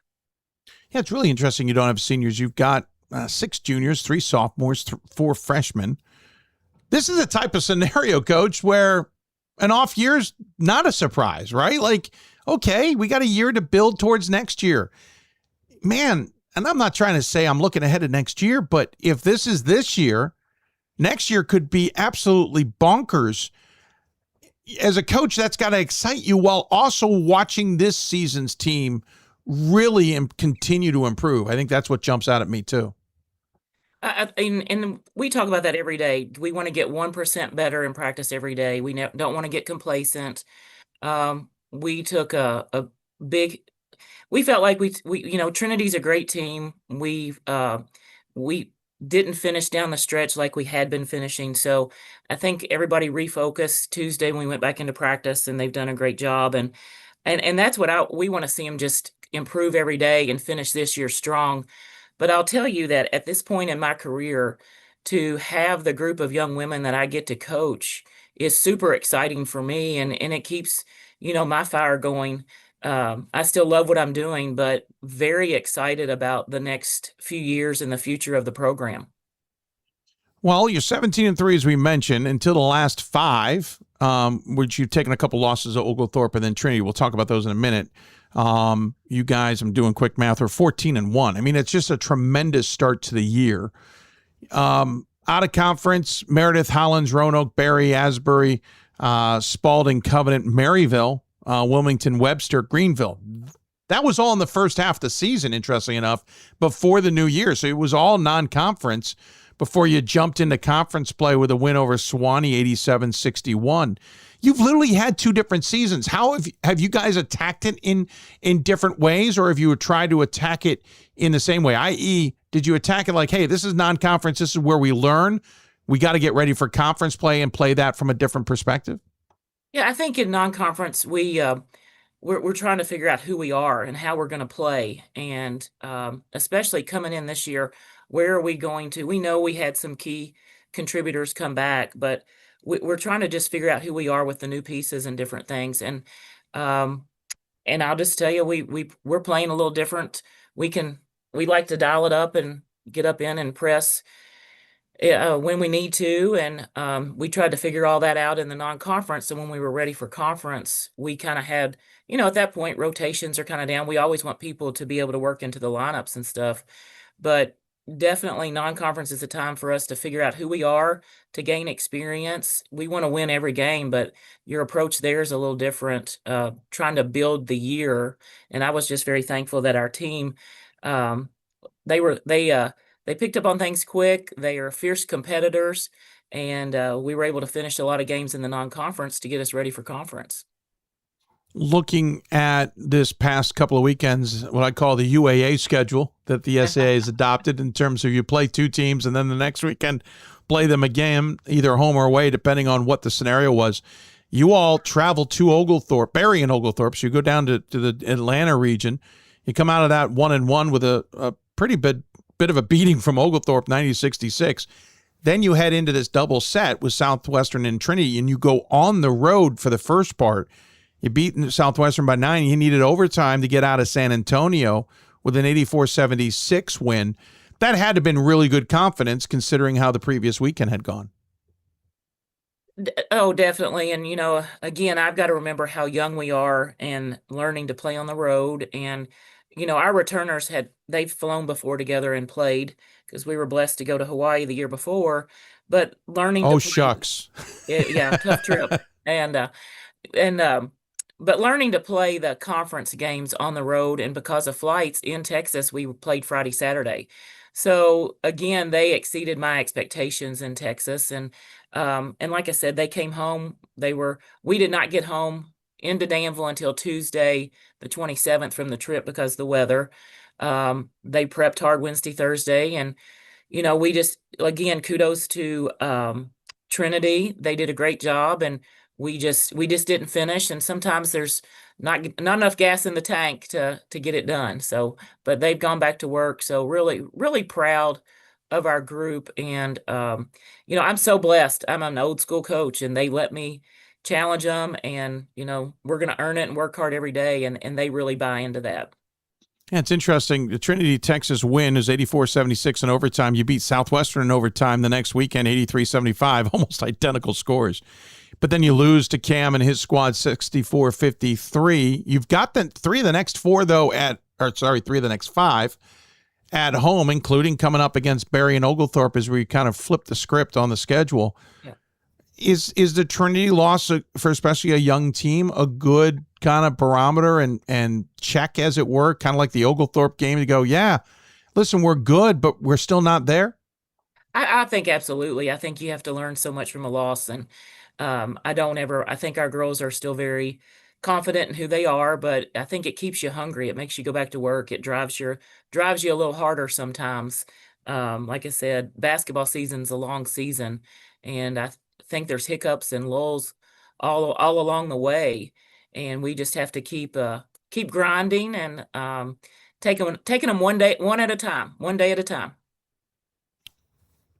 Last year, this team got to the NCAA tournament, lost to Illinois Wesleyan in the second round. Year before, did not get there. Year before that, didn't get there despite 20-win seasons. I know this is a young team, but some of them experienced that opportunity to play in the NCAAs last year. Is that a driving force to this, or because it's a young team, it's more micro, it's more smaller, it's more in front of us type stuff? No, I think you're exactly right. I think especially our junior class, they were so excited to get to the NCAA tournament as sophomores, but they didn't want that to be the highlight of their career.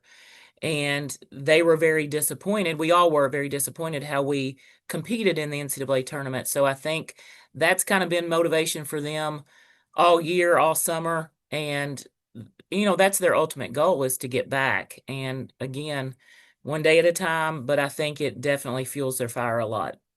Yeah, I misspoke. It was first round of the tournament against the Titans. Yeah, not second round. Confusing the win over Millsaps there for some stupid reason. When the dates flip to March, my brain immediately goes, oh, NCAA tournament. This year and next year. Not the case. When you look, this conference has evolved a little bit. There's a lot of travel to a larger degree. This is something that you're very used to. You guys sit in this kind of funky area of Division III where you're kind of close to things, but you're not really. How has it worked out being in the SAA? And what are your thoughts on it now kind of returning back to the old way in the sense that Trinity's now in here and you got these longer trips that you're going to have to deal with to Texas? Well, like you said, I don't know anything any different as a player or as a coach, that we've always done this. If a trip's 5 hours away, we think it's pretty easy travel time, and that's kind of sad, but that's who we are. When we brought Trinity and Southwestern back, it just strengthened our conference and probably gave us a little more credibility, which was great. Do we love another long trip? Probably not, but normally it's quite fun going to San Antonio in February or late This is January. true. This year, not as much. And it's usually flights are on time. I was going to say, was there some issues? Yeah, we should have been sitting in Louisville at 3:30 on Sunday, whatever day that was, the 25th, instead of getting here on Tuesday, the 27th. Exactly. And it's great competition. I was so happy to see people I hadn't seen for years from Southwestern and Trinity being associated with the SCAC and different things. Like I said, I think it just strengthens our conference. Would we love to have an hour and a half, 2 hour drive to every conference game? Sure. But I think the travel and what we do staying overnight really bonds our team. And most of the time, our young ladies enjoy the travel. I'll just be real honest with you. So. Yeah, by the way, if no one's figured out what we're talking about, that big snowstorm that hit from Texas to Maine, stranded them in Texas a little bit longer than they wanted to. I'm curious though, what's it like to play on Oglethorpe's black gym floor? I'll add the floor. I don't like watching the film of it, to be honest with you. So fair. We have mixed reviews. Some of our ladies are like, oh, we like it. Some don't like it. I don't know. I do not like having to watch film off of it, but that's okay. So if they're wearing black uniforms on a black floor, that would be diabolical. Yeah, and then sunlight coming in, it's not a lot of fun sometimes. No, not at all. Though you guys have the better excuse of wearing some black uniforms, yes, with the colors of center. By the way, my favorite series of logos, which is why we're showing off the shield on the basketball today on this show, because I've got options and I love them. Wendy, I could keep talking to you. I will ask you quickly, what is it with Greg Mason quitting? I mean, come on, this guy wasn't in it for the long term, was he? Oh, my buddy Greg. He, like I said, I wish that I had banking skills and I might do the same thing, but I did not. I'm not a banker, never will be. My sister got all those skills. But no, he made a decision for his family, and excited for him with his new endeavor. And he's got a little girl he's got to raise too. So yeah, he's got his hands full. So we're excited for him. We miss him, but we're excited for him.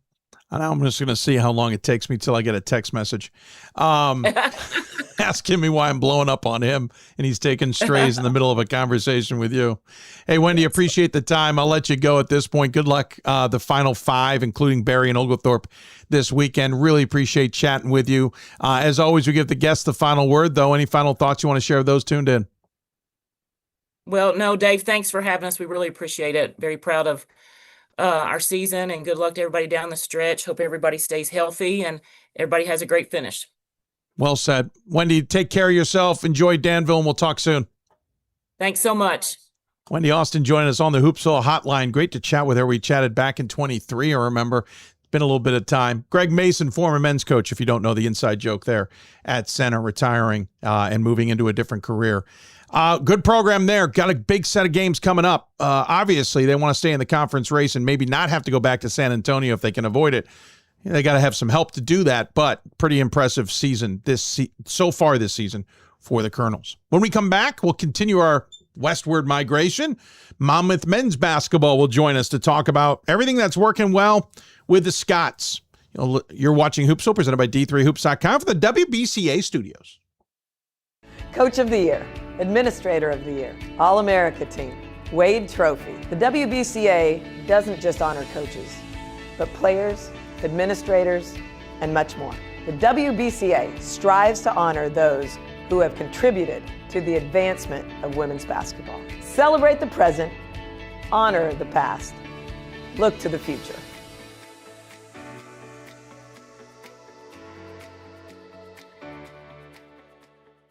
For the love of the game. But for those of us who are Division III student athletes, it's more than that, a lot more. Sure, the game is important, but as we work so hard to build both mind and body, it's more about team. That is why NCAA Division III teamed up with Special Olympics. And in giving the gift of sport to those for whom it seemed an impossible dream, we are working to make this a better world. Help us keep that dream alive. You can make a difference.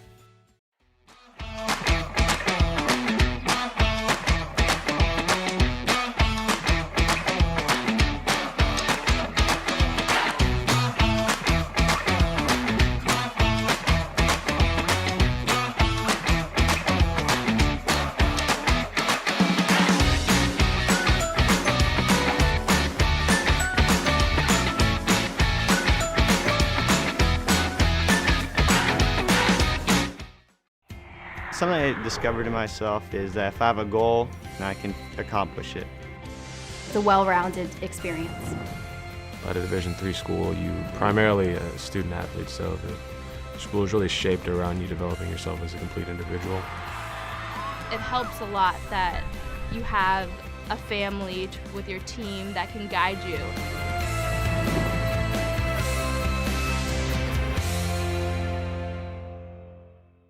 The National Association of Basketball Coaches is the nation's premier professional development and advocacy organization for basketball coaches at every level. The NABC strives to serve as the voice for coaches on national issues while advancing the core value of leadership, service, advocacy, education, and inclusion. To learn more about the NABC and to become a member, visit NABC.com and follow the NABC on social media at NABC 1927. That's NABC.com or NABC 1927 on social media.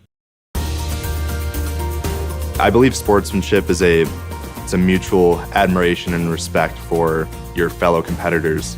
We all go through a lot to reach the point where we compete against one another. It's important to realize that. So once we're finally on the field or on the court or on the starting block, we look at each other as fellow human beings and not just competitors. Being able to recognize the hard work that other athletes are putting in creates a more positive and inclusive environment. We've got more schools than Division I, more fans than Division II, and more upsets than March Madness. There's nearly 850 programs with over 11,000 games leading to 2 national championships. And we've been covering it all for over 2 decades. From Eastern to Occidental, from Puget Sound to Piedmont, from Southwestern to the University of New England, and from Hope to Calvin. Nobody covers Division III basketball like we do. We're D3Hoops.com at www.d3hoops.com. Welcome back to Hoopsville, everybody. As we continue to roll along on this Thursday at noon, you got questions for us. Join us also in the YouTube chat, and it's kind of quiet today. I'm used to that being a little bit more active. You can also email us, hoopsville at d3sports.com, or send us a tweet at D3Hoops or hashtag Hoops. We're also on Facebook and other ways if you send us a message. Don't forget about buymeacoffee.com/Hoopsville. You can help support our efforts. You can also get perks yourself, including access to my Top 25 blog, which will be out a little bit later on my recent palette. It was a lot of work. And access to the Top 25 Double Take Show, which right now still early access only for Hoopsville members. Great chat we had on Tuesday evening. We'll be back to Monday evening as normally scheduled this coming week. All right, we'll switch back to men's basketball, and it was an important night in the Midwest Conference as Grinnell and Monmouth are battling for supremacy at the top. Earlier this season, when the two faced off, Monmouth came away with a 94-82 win at home. They had to travel to Grinnell this time around, and unfortunately, it wasn't the same outcome, but Coach Skrivseth decided he'd still come on the show and talk about it, but they lost 100-85. But still in a tie for first place. This could come down to tiebreakers. Never know who might be hosting in the Midwest Conference playoffs. Joining us to talk all about it is the aforementioned Todd Skrivseth. Coach, good to see you. Thanks for taking the time. And I'm glad you got a little bit of rest. Yes. I appreciate you having me on. Again, licking your wounds a little bit from a 185 loss to Grinnell. Let's start there, because as you and I were talking about in off air, this is a much improved Grinnell team. This isn't the traditional run and gun. They still do that, don't get me wrong, but they've got a bit of a twist under Arsenault Jr., and they've now become more competitive. This is a team that 4-12 in the conference, or 10-6 in the conference, or 9-9 in the conference was the norm. But in the last few seasons, they're at the top of this race, and they've made it more interesting. Yeah, I mean, he's got a couple really nice pieces. He's got a point guard, Gabe Garcia, that's just a load to guard, and Kai Tahuki obviously is a tremendous offensive player, but I think they've gotten better defensively, and they make it a little tougher for you to score in the half court. I was telling Coach Arsenault before the game that I thought this group of players that he has could really play any style and be successful. He's got a couple big kids inside that make it tough to score around the rim. They kind of flipped the script on us last night. We did a great job of handling their pressure in the first game. We were very active on the glass. We turned it over a bunch last night, and they dominated us on the glass in the first 12 minutes of the game. So hopefully we get a chance to play them a third time and in the conference tournament. Yeah, it's interesting because, you already have to get used to a different team with them. Like, you already have to get used to this system style of basketball, which Arsenault Jr. has kind of added his own twist to after some time in the pros as a head coach.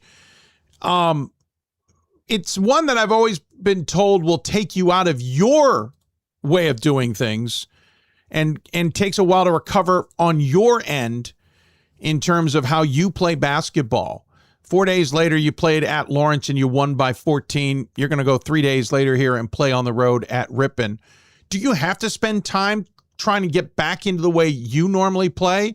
Or have you devised another way of dealing with that aspect of the game so it doesn't have as big an impact?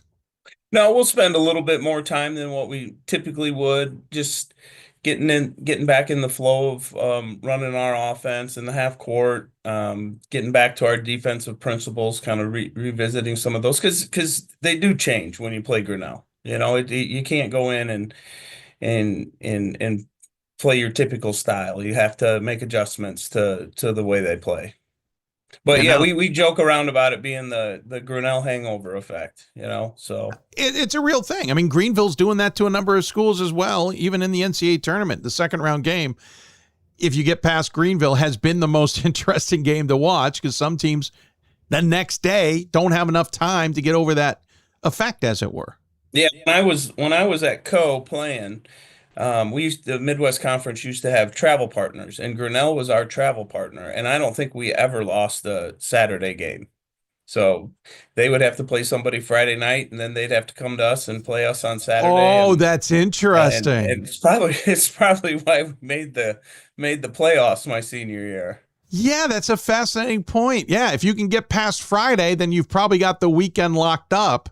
Yeah. Oh. So if we ever go back to divisional play in the Midwest Conference, I'm lobbying hard for Grinnell and us to be travel partners. Nothing against you, but I don't know if they're going to buy in, but I love the adage and I want to know how it ends up for you.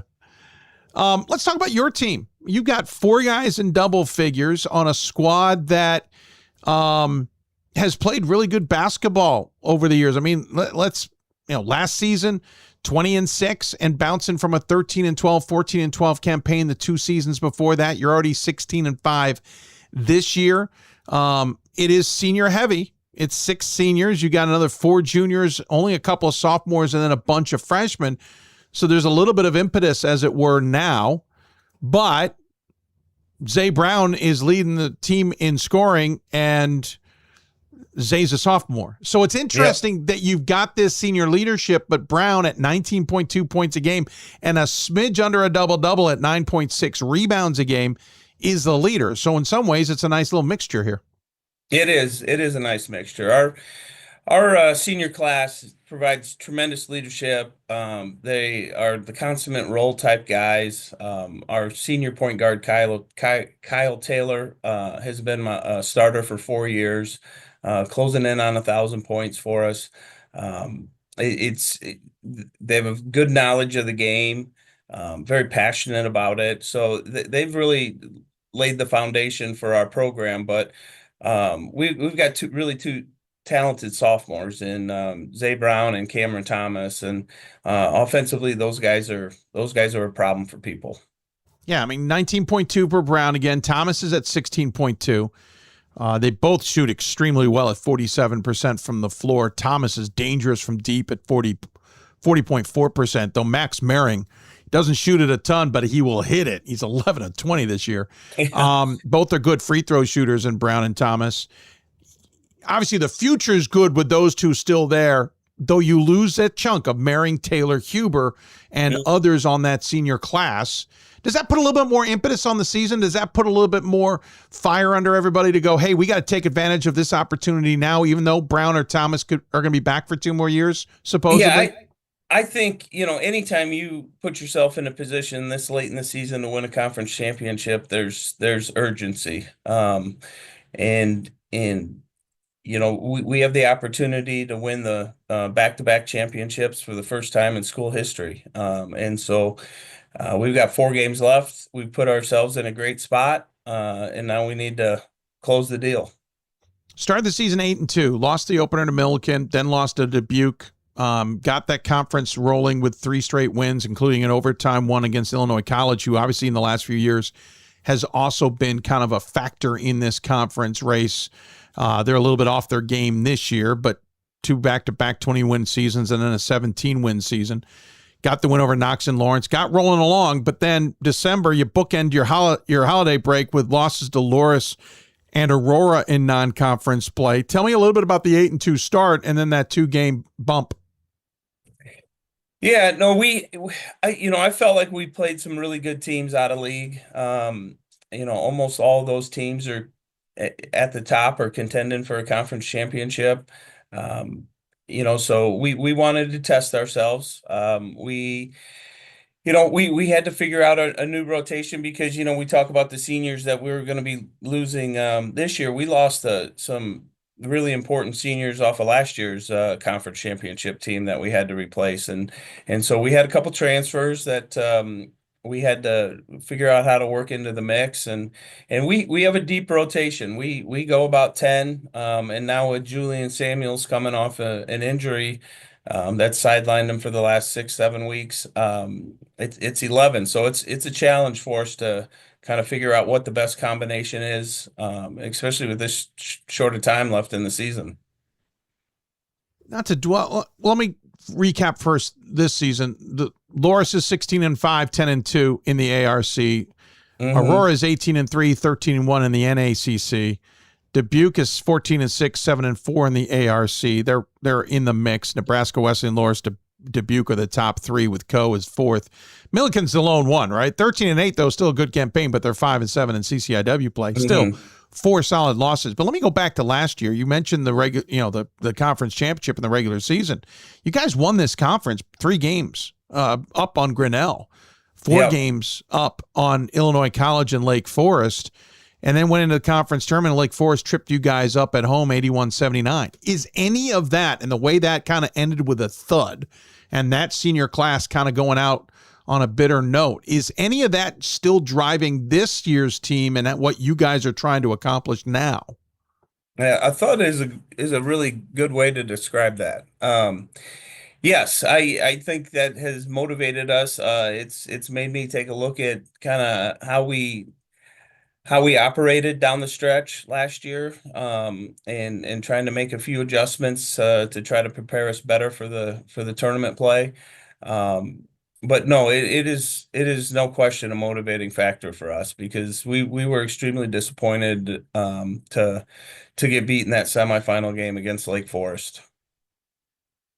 So how do you focus on it? Like, you can't use it as a beating stick, right? You can't keep that horse beating all the time and try and repeat everybody. But now you're coming off of a loss to Grinnell. You've got 4 left, out on the road to Ripon, home against Knox and Lake Forest, on the road with Illinois College. So not an easy stretch at all coming up. How do you motivate the team at this juncture? Is it, hey, remember how last year finished? Or is it more about, hey, we didn't execute like we wanted against Grinnell, let's focus on this? Well, we've really talked about, I mean, we've had extremely high expectations from the the end of last year to the start of this season. And we've got a motivated group to meet those expectations. And like we talked as a team the other day, and we feel like there's still a lot of room for growth for us, both individually and as a team. And we need to keep working hard down the stretch to maximize our potential as a team, so we're hitting on all cylinders when we go into the tournament. And we have the top 4 teams in our league are good this year. They are extremely competitive. All of us, it's kind of neat, but all of us have to play each other down the stretch here in the last 2 weeks of the season.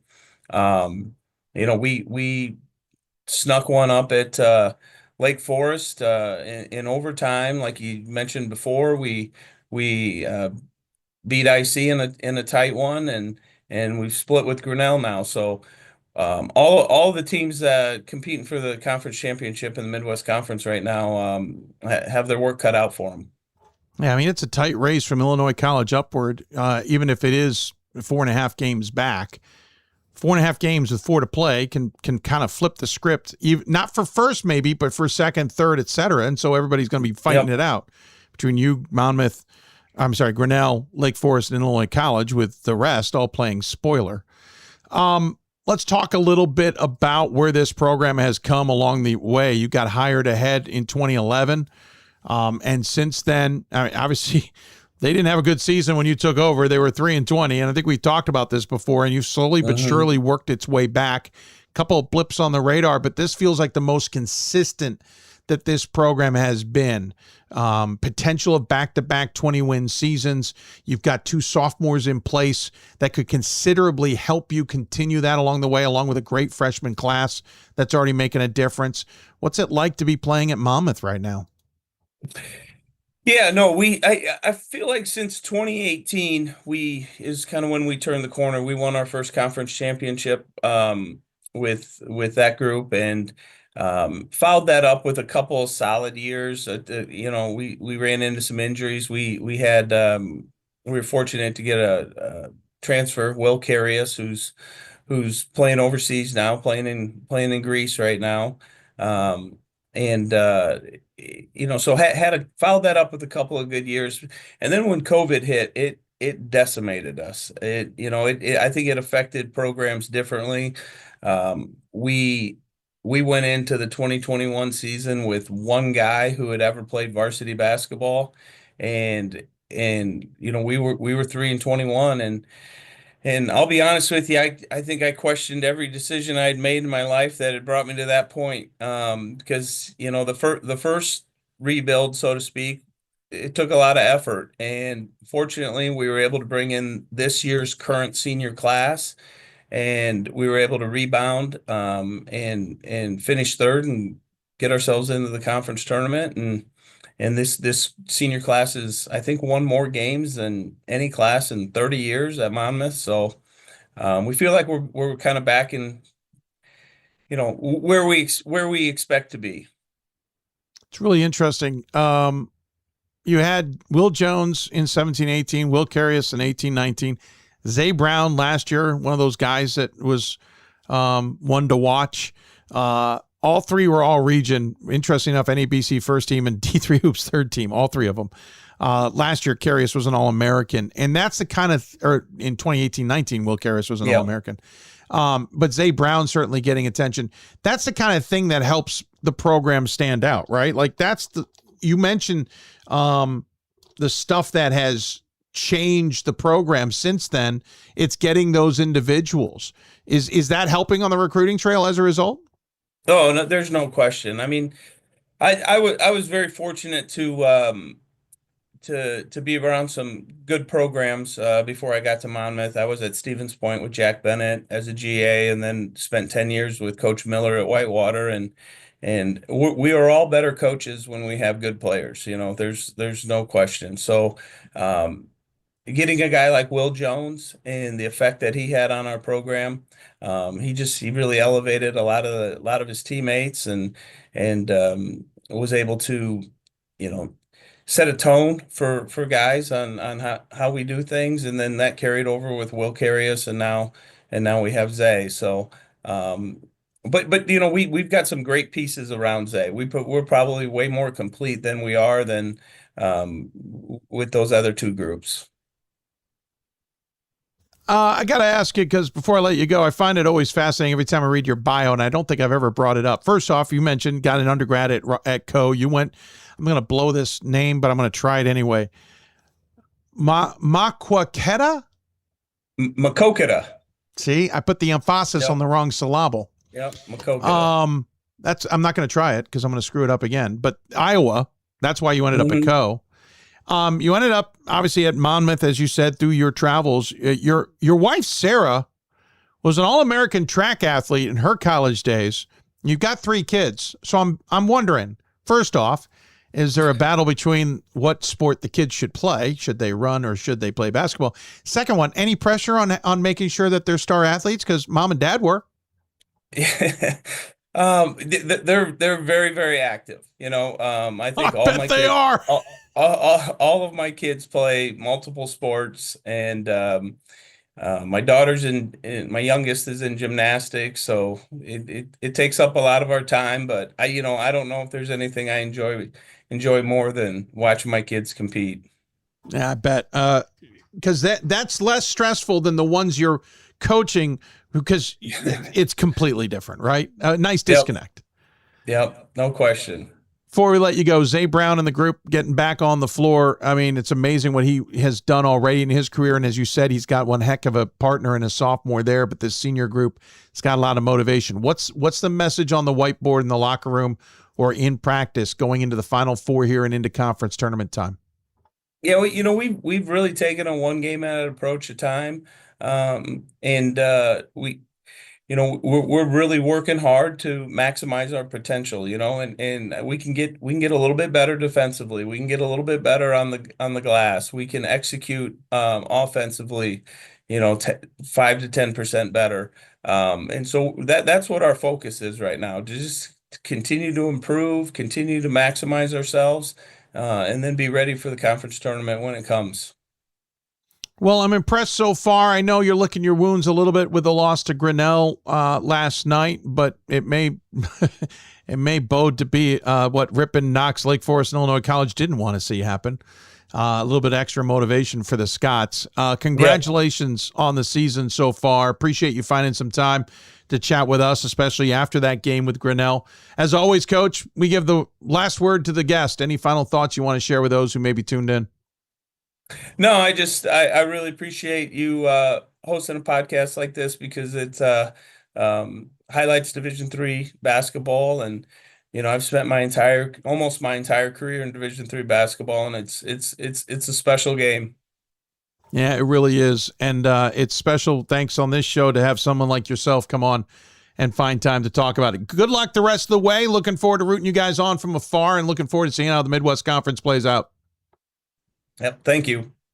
Todd Skrivseth. God, my mouth got in the way. Joining us here on the Hoopsville Hotline. Great to chat with him about what I think is a really interesting Midwest Conference race. Kind of flying under the radar in that region, right? Because you've got the CCIW and the WIAC, even the MIAC and the ARC getting so much attention. I think that Midwest Conference race might be one of the more fun ones to watch along with the rest. We'll take a break. When we come back, we'll talk about the February 19th show coming up. We finally got that buzzer beater to show you because I just feel like showing it to you from Gettysburg and Johns Hopkins, and a lot more in news and notes, maybe answering some of your questions. You're listening to Hoopsville, presented by D3 Hoops from the WBCA studios. Thanks so much for joining us. Back after this. We've got more schools than Division I, more fans than Division II, and more upsets than March Madness. There's nearly 850 programs with over 11,000 games leading to 2 national championships. And we've been covering it all for over 2 decades. From Eastern to Occidental, from Puget Sound to Piedmont, from Southwestern to the University of New England, and from Hope to Calvin. Nobody covers Division III basketball like we do. We're D3Hoops.com at www.d3hoops.com.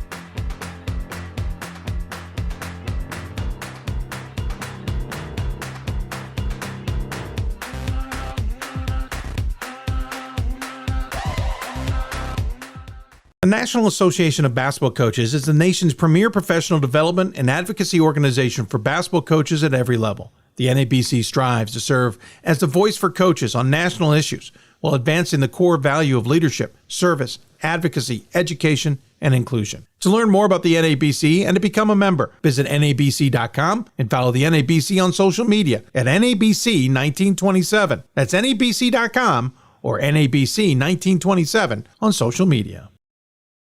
It's on us to stop sexual assault. In any way that we can. To get a friend home safe. To never blame the victim. It's on us. To stand up. To make our community safe for all. It's on us. It's on us to look out for each other at parties. It's on us. To be more than just a bystander. To step up and say something. It's on us, all of us. To stop sexual assault. Learn how and take the pledge at itsonus.org.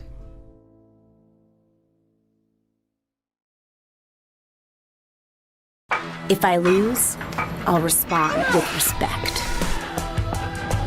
If I win, I'll back it up with humility. If I fail, I'll rise up with honor. It's tough for us to put it all on the line. Don't undo my hard work with poor sportsmanship.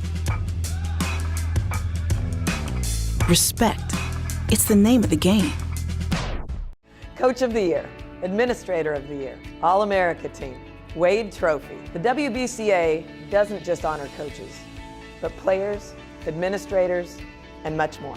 The WBCA strives to honor those who have contributed to the advancement of women's basketball. Celebrate the present, honor the past, look to the future.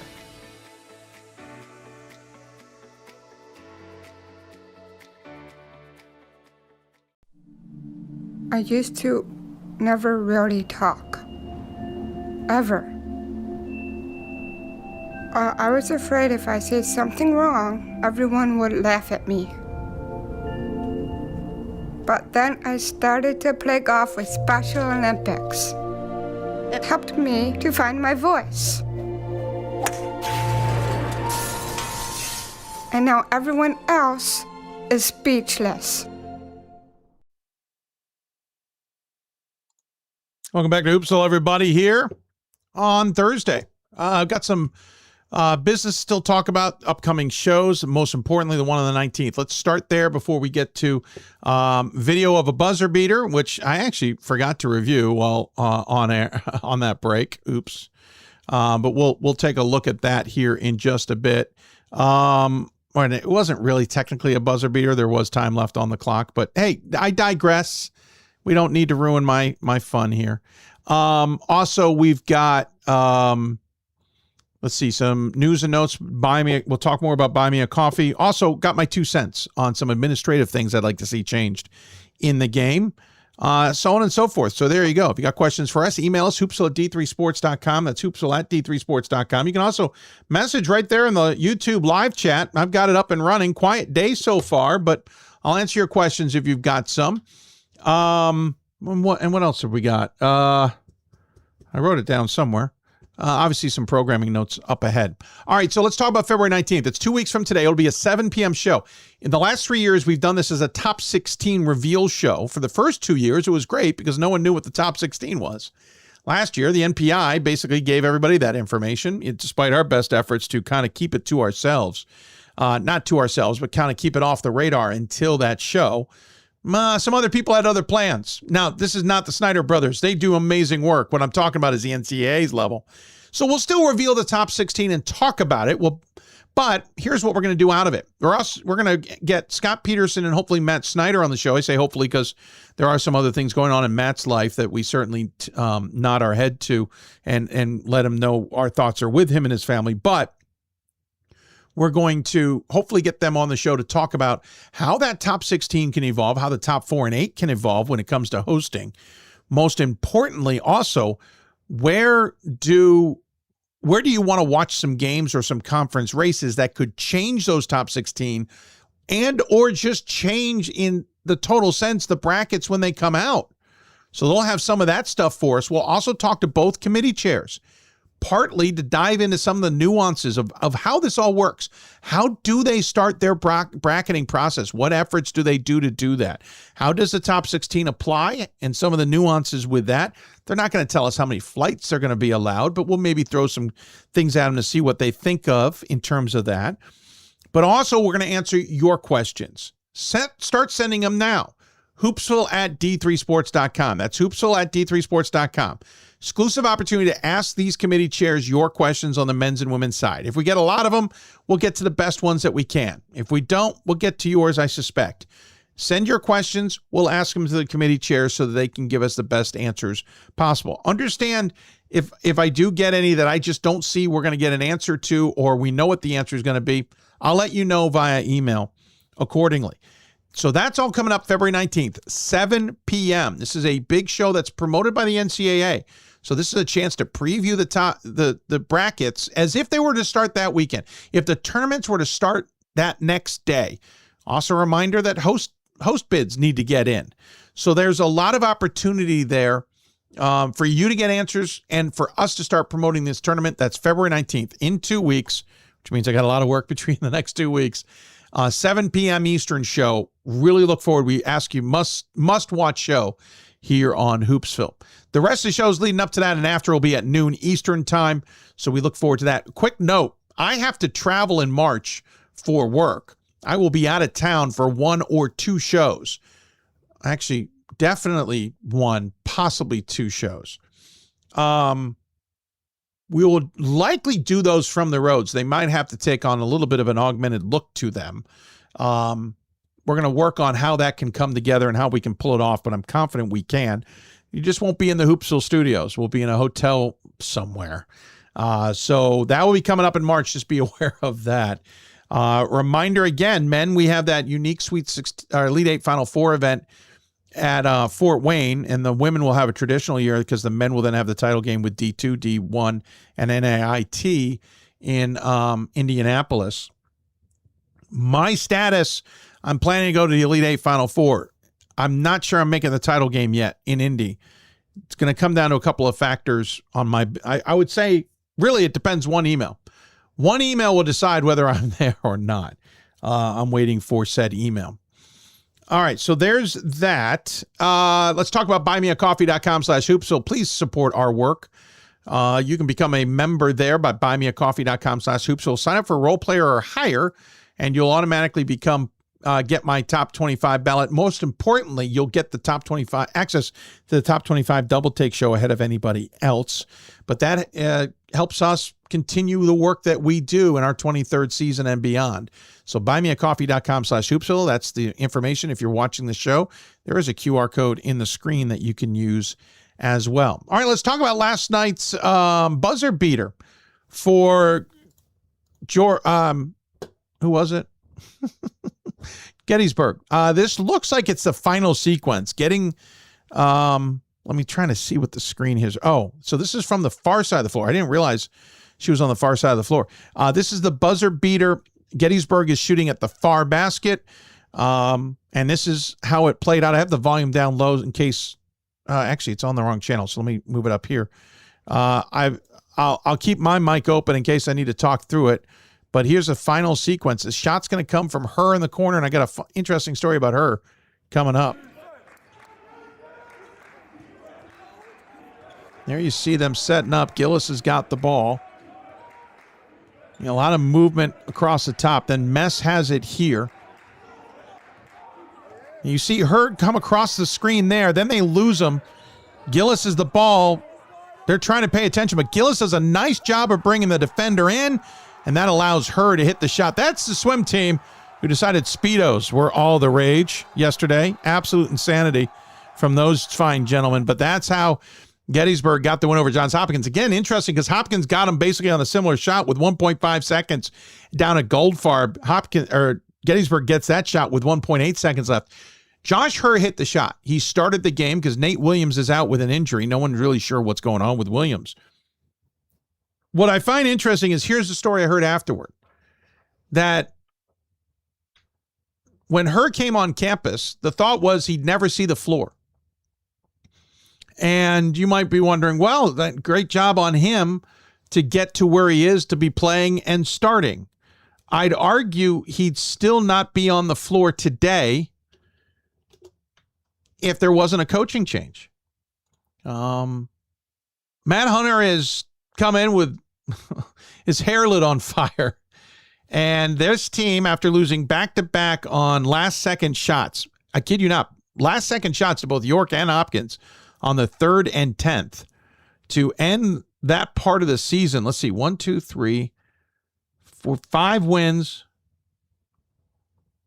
They were 5-8 at that juncture. They have now rattled off 7 straight wins. They are 12-8, 7-1 in conference play, now atop the Centennial Conference because F&M lost to Ursinus, and they beat Hopkins as a result, splitting the regular season.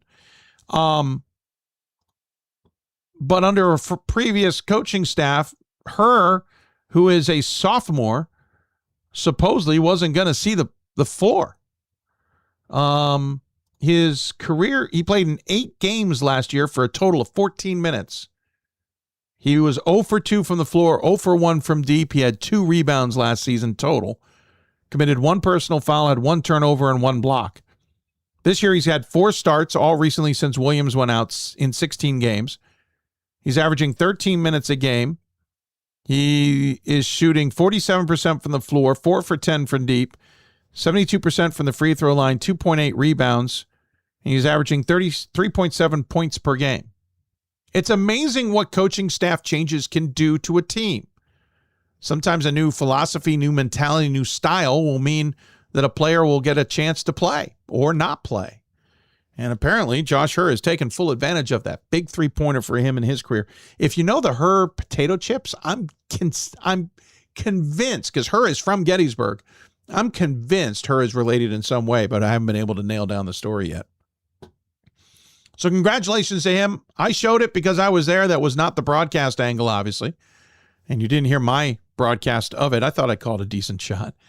But congratulations to Gettysburg on a big win for that program under first-year head coach Matt Hunter. Obviously not first year overall, but first year at Gettysburg, Matt Hunter.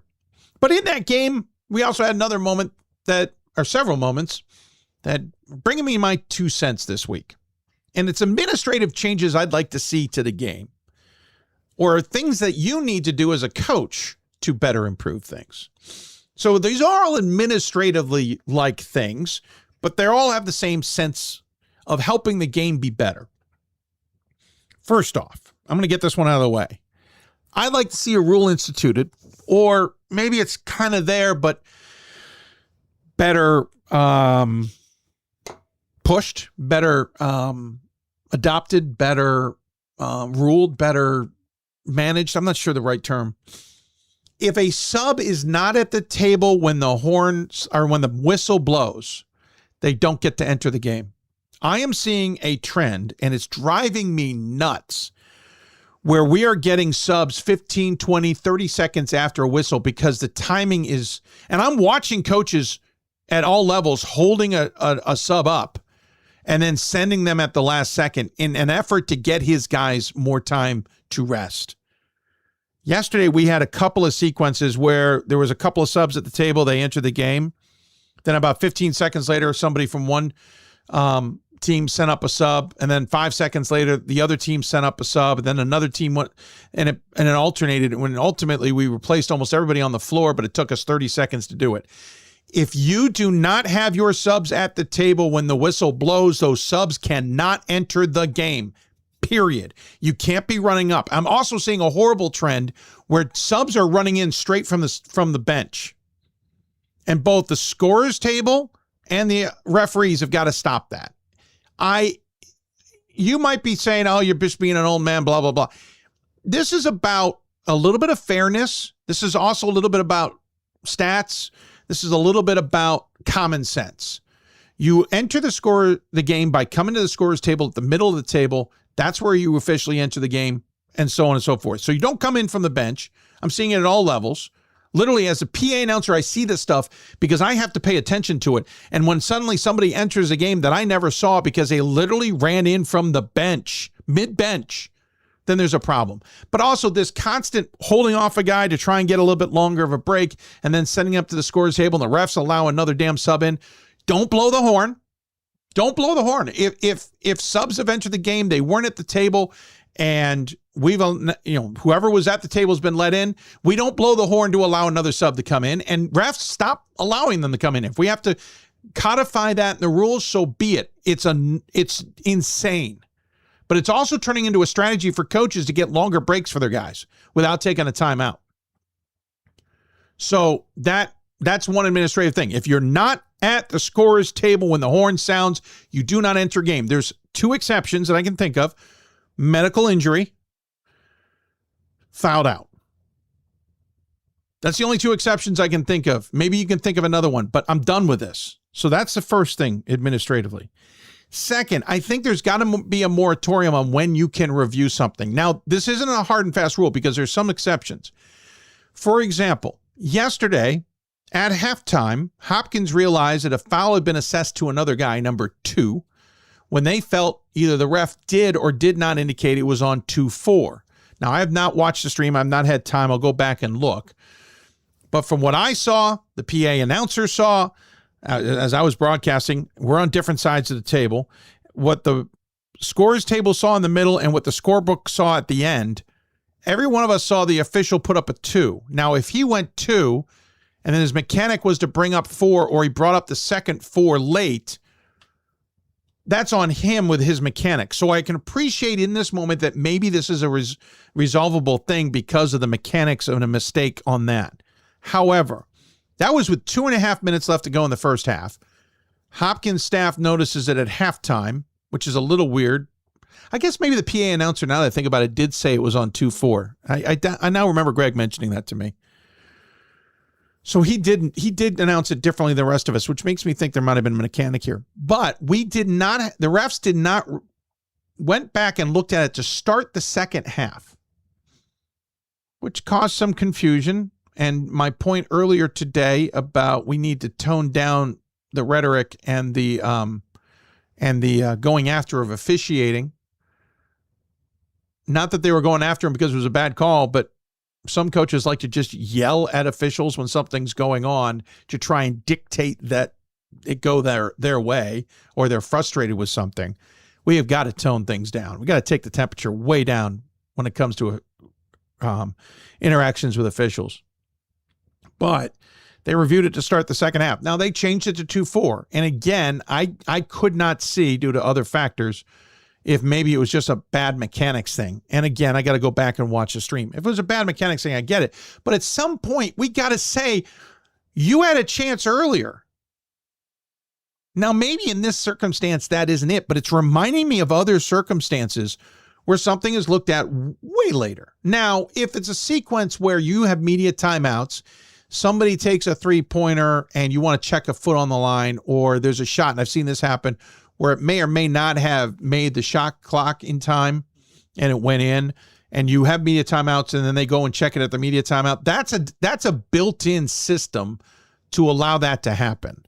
So I'm not talking about that. I'm talking about 10 minutes later, and you now have an issue with whether it's X or Y. And I know maybe I'm speaking about a little bit more nuance because a lot of these things kind of have some rules baked in. But for some reason, it irked me last night. I kind of wish it got fixed more in the moment. And maybe I'm just picking on a wrong topic here, and it's a one-off scenario, and it's fine because it was a bad mechanic on the official's part. So be it. Okay, then maybe my point here is mute. But it rubbed me weird last night. Uniforms. Now, this came from baseball this past weekend. I saw a team wearing white uniforms with white numbers with hardly any piping, if any, on their uniforms. There are some other teams that do this too. This is actually a rule, and I wish officials would tackle it better. If you do not have contrasting colors, and that doesn't mean if you have a black uniform that dark blue numbers are approved. No, in fact, that's not contrasting colors. You also have to have significant piping around those numbers. I'd like to see us mandate that the numbers have bigger sizing to make it easier for broadcasters, people working the table, stats, and officials. This game that you are trying to play with scouting so that players, and this is for all sport, coaches can't see who's who. First off, it's a losing cause. We all know who's who. Second of all, I don't care. If you are at this point in time where you think that because you can keep something secret on scouting this late in the season for starters, but at any point in time in scouting, and this comes down to hiding your live stream as well, by the way, you're not helping yourselves. You're not winning because you're hiding scouting material. You're not winning because teams can't see your jersey numbers or you think they can't see your jersey numbers. You're not winning games because of this stuff. This is all dumb. So get the uniforms fixed. Most uniforms are okay, but there are a lot which are not. And then that gets me to the other one and back to the foul scenario. We had one official book there at the game last night. Visiting team did not bring a book. And then visiting team gets all uppity about the foul situation. You have a chance to have someone at the table with a scorer's book themselves who could have maybe spotted this error and raised it themselves and gotten it fixed. I am sick and tired of a shortcut with teams deciding they're not either going to pay or have a position available for someone to do the book on the road and then raise a stink about, and this has happened across the season, raise a stink about amount of points, free throws, fouls, whatever the case is, timeouts left with the official score book when they didn't have a book there to begin with.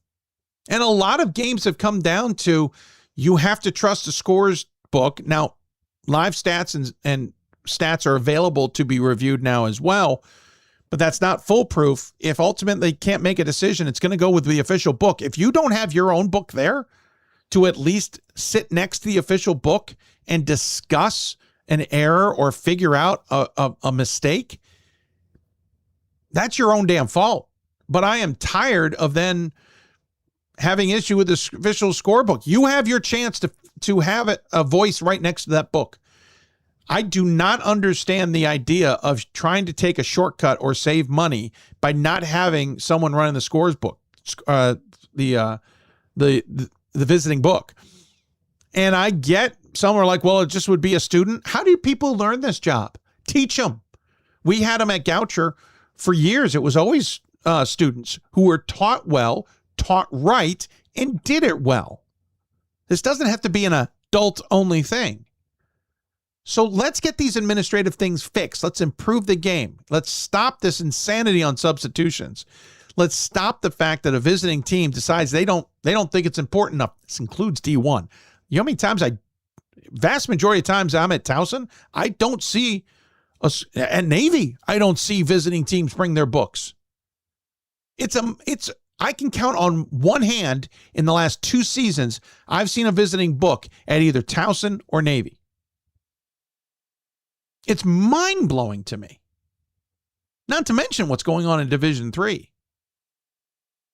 So bring a book, fix the substitution thing, and let's just talk about some of this refereeing. Maybe I'm mistaken and it was a bad mechanic again, but I feel like that was a late ask to get a foul fixed. And by the way, it was number 2 had 1 foul, number 24 had none, and we switched it to 1 and 0. It had 0 impact on the game. 0. I get down the road, it could have impact. My point is we wasted a lot of time on something that ended up being nothing. So there you go. My spiels for the day. Appreciate you tuning in and listening to them. We're going to wrap up the show on that note. Reminder, coming up Monday, 12 Eastern time will be our regular show. Top 25 show at 8:30 Eastern time for Hoopsville members. Already working on guest ideas for Monday's show. Can't wait. Should be a good one. We got so many good topics to talk about. And again, send us your emails for questions for our committee chairs.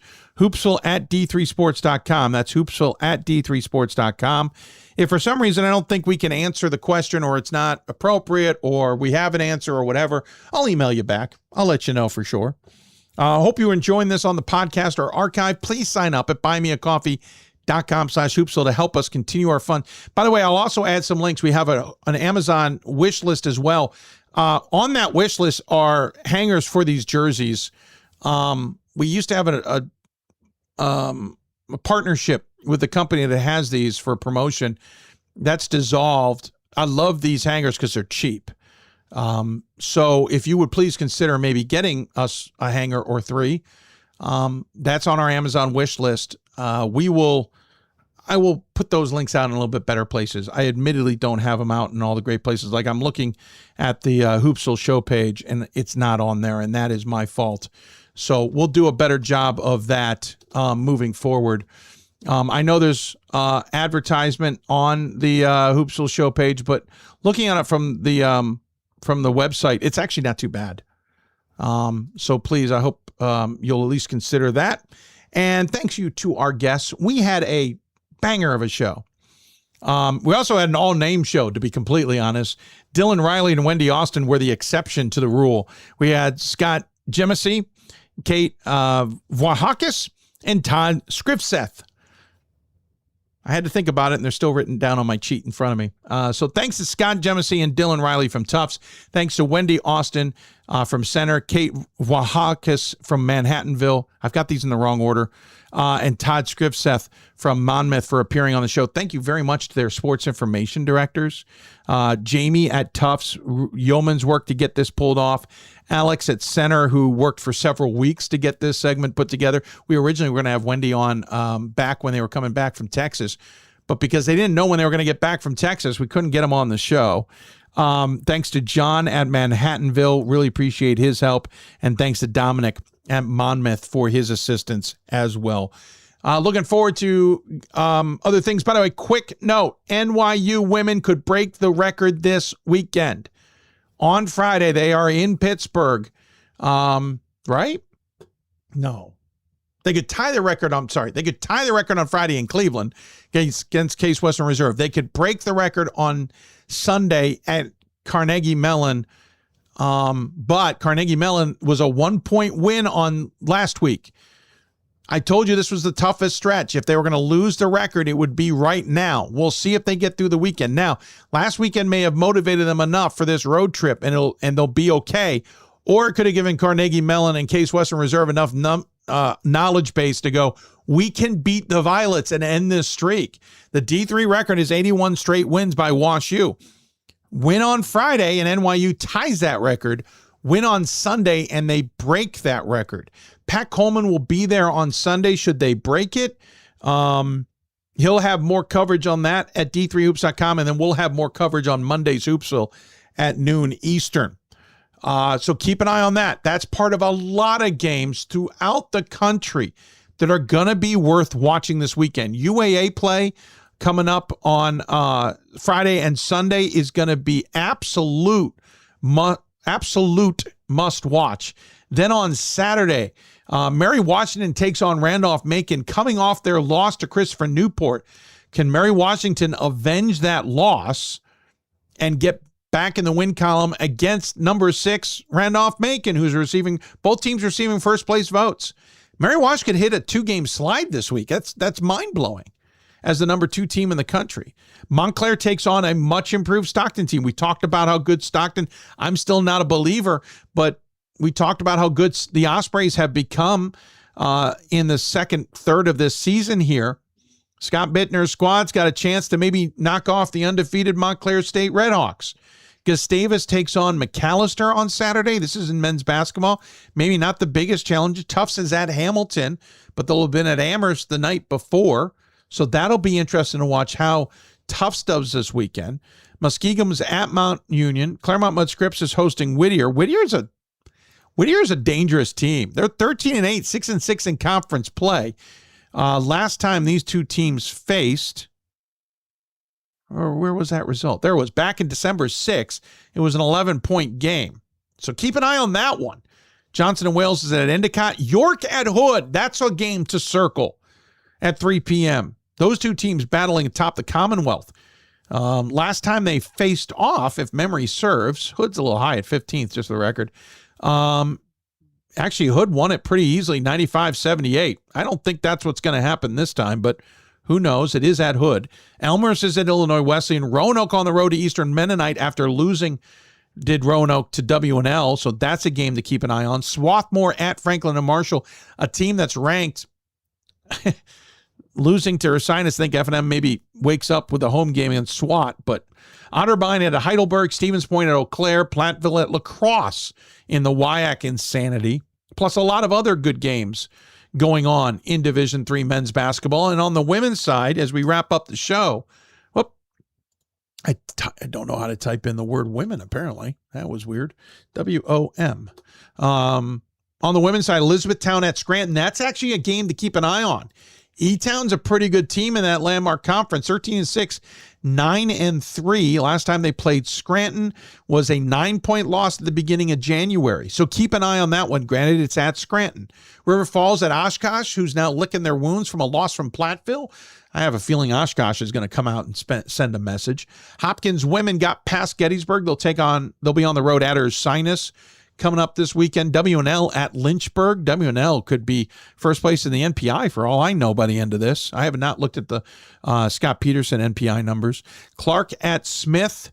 Wittenberg at Ohio Wesleyan. Ohio Wesleyan team that is probably a little ticked off having lost to John Carroll. Bowdoin at Williams. That's an interesting one. Williams, Pat Manning, love Pat Manning, but they're 10-10 this season, 3-3 in conference play. I love Pat. I'm wondering how much more time we have with Pat as a head coach. I wonder if she'll retire soon. Worcester at Denison, Stout at Whitewater, Kenyon at John Carroll. Hope has to travel to Alma. This is a Hope team. Just doesn't seem like themselves this year. Coming off a loss last week to Albion. They did get past Adrian, but they got Alma now. And then Hardin Simmons, believe it or not, coming up on February 11th. Hardin Simmons comes to Hope on February 11th. That's a game to keep an eye on for sure. That's going to be a big tilt. Capital at Baldwin Wallace will be a good game.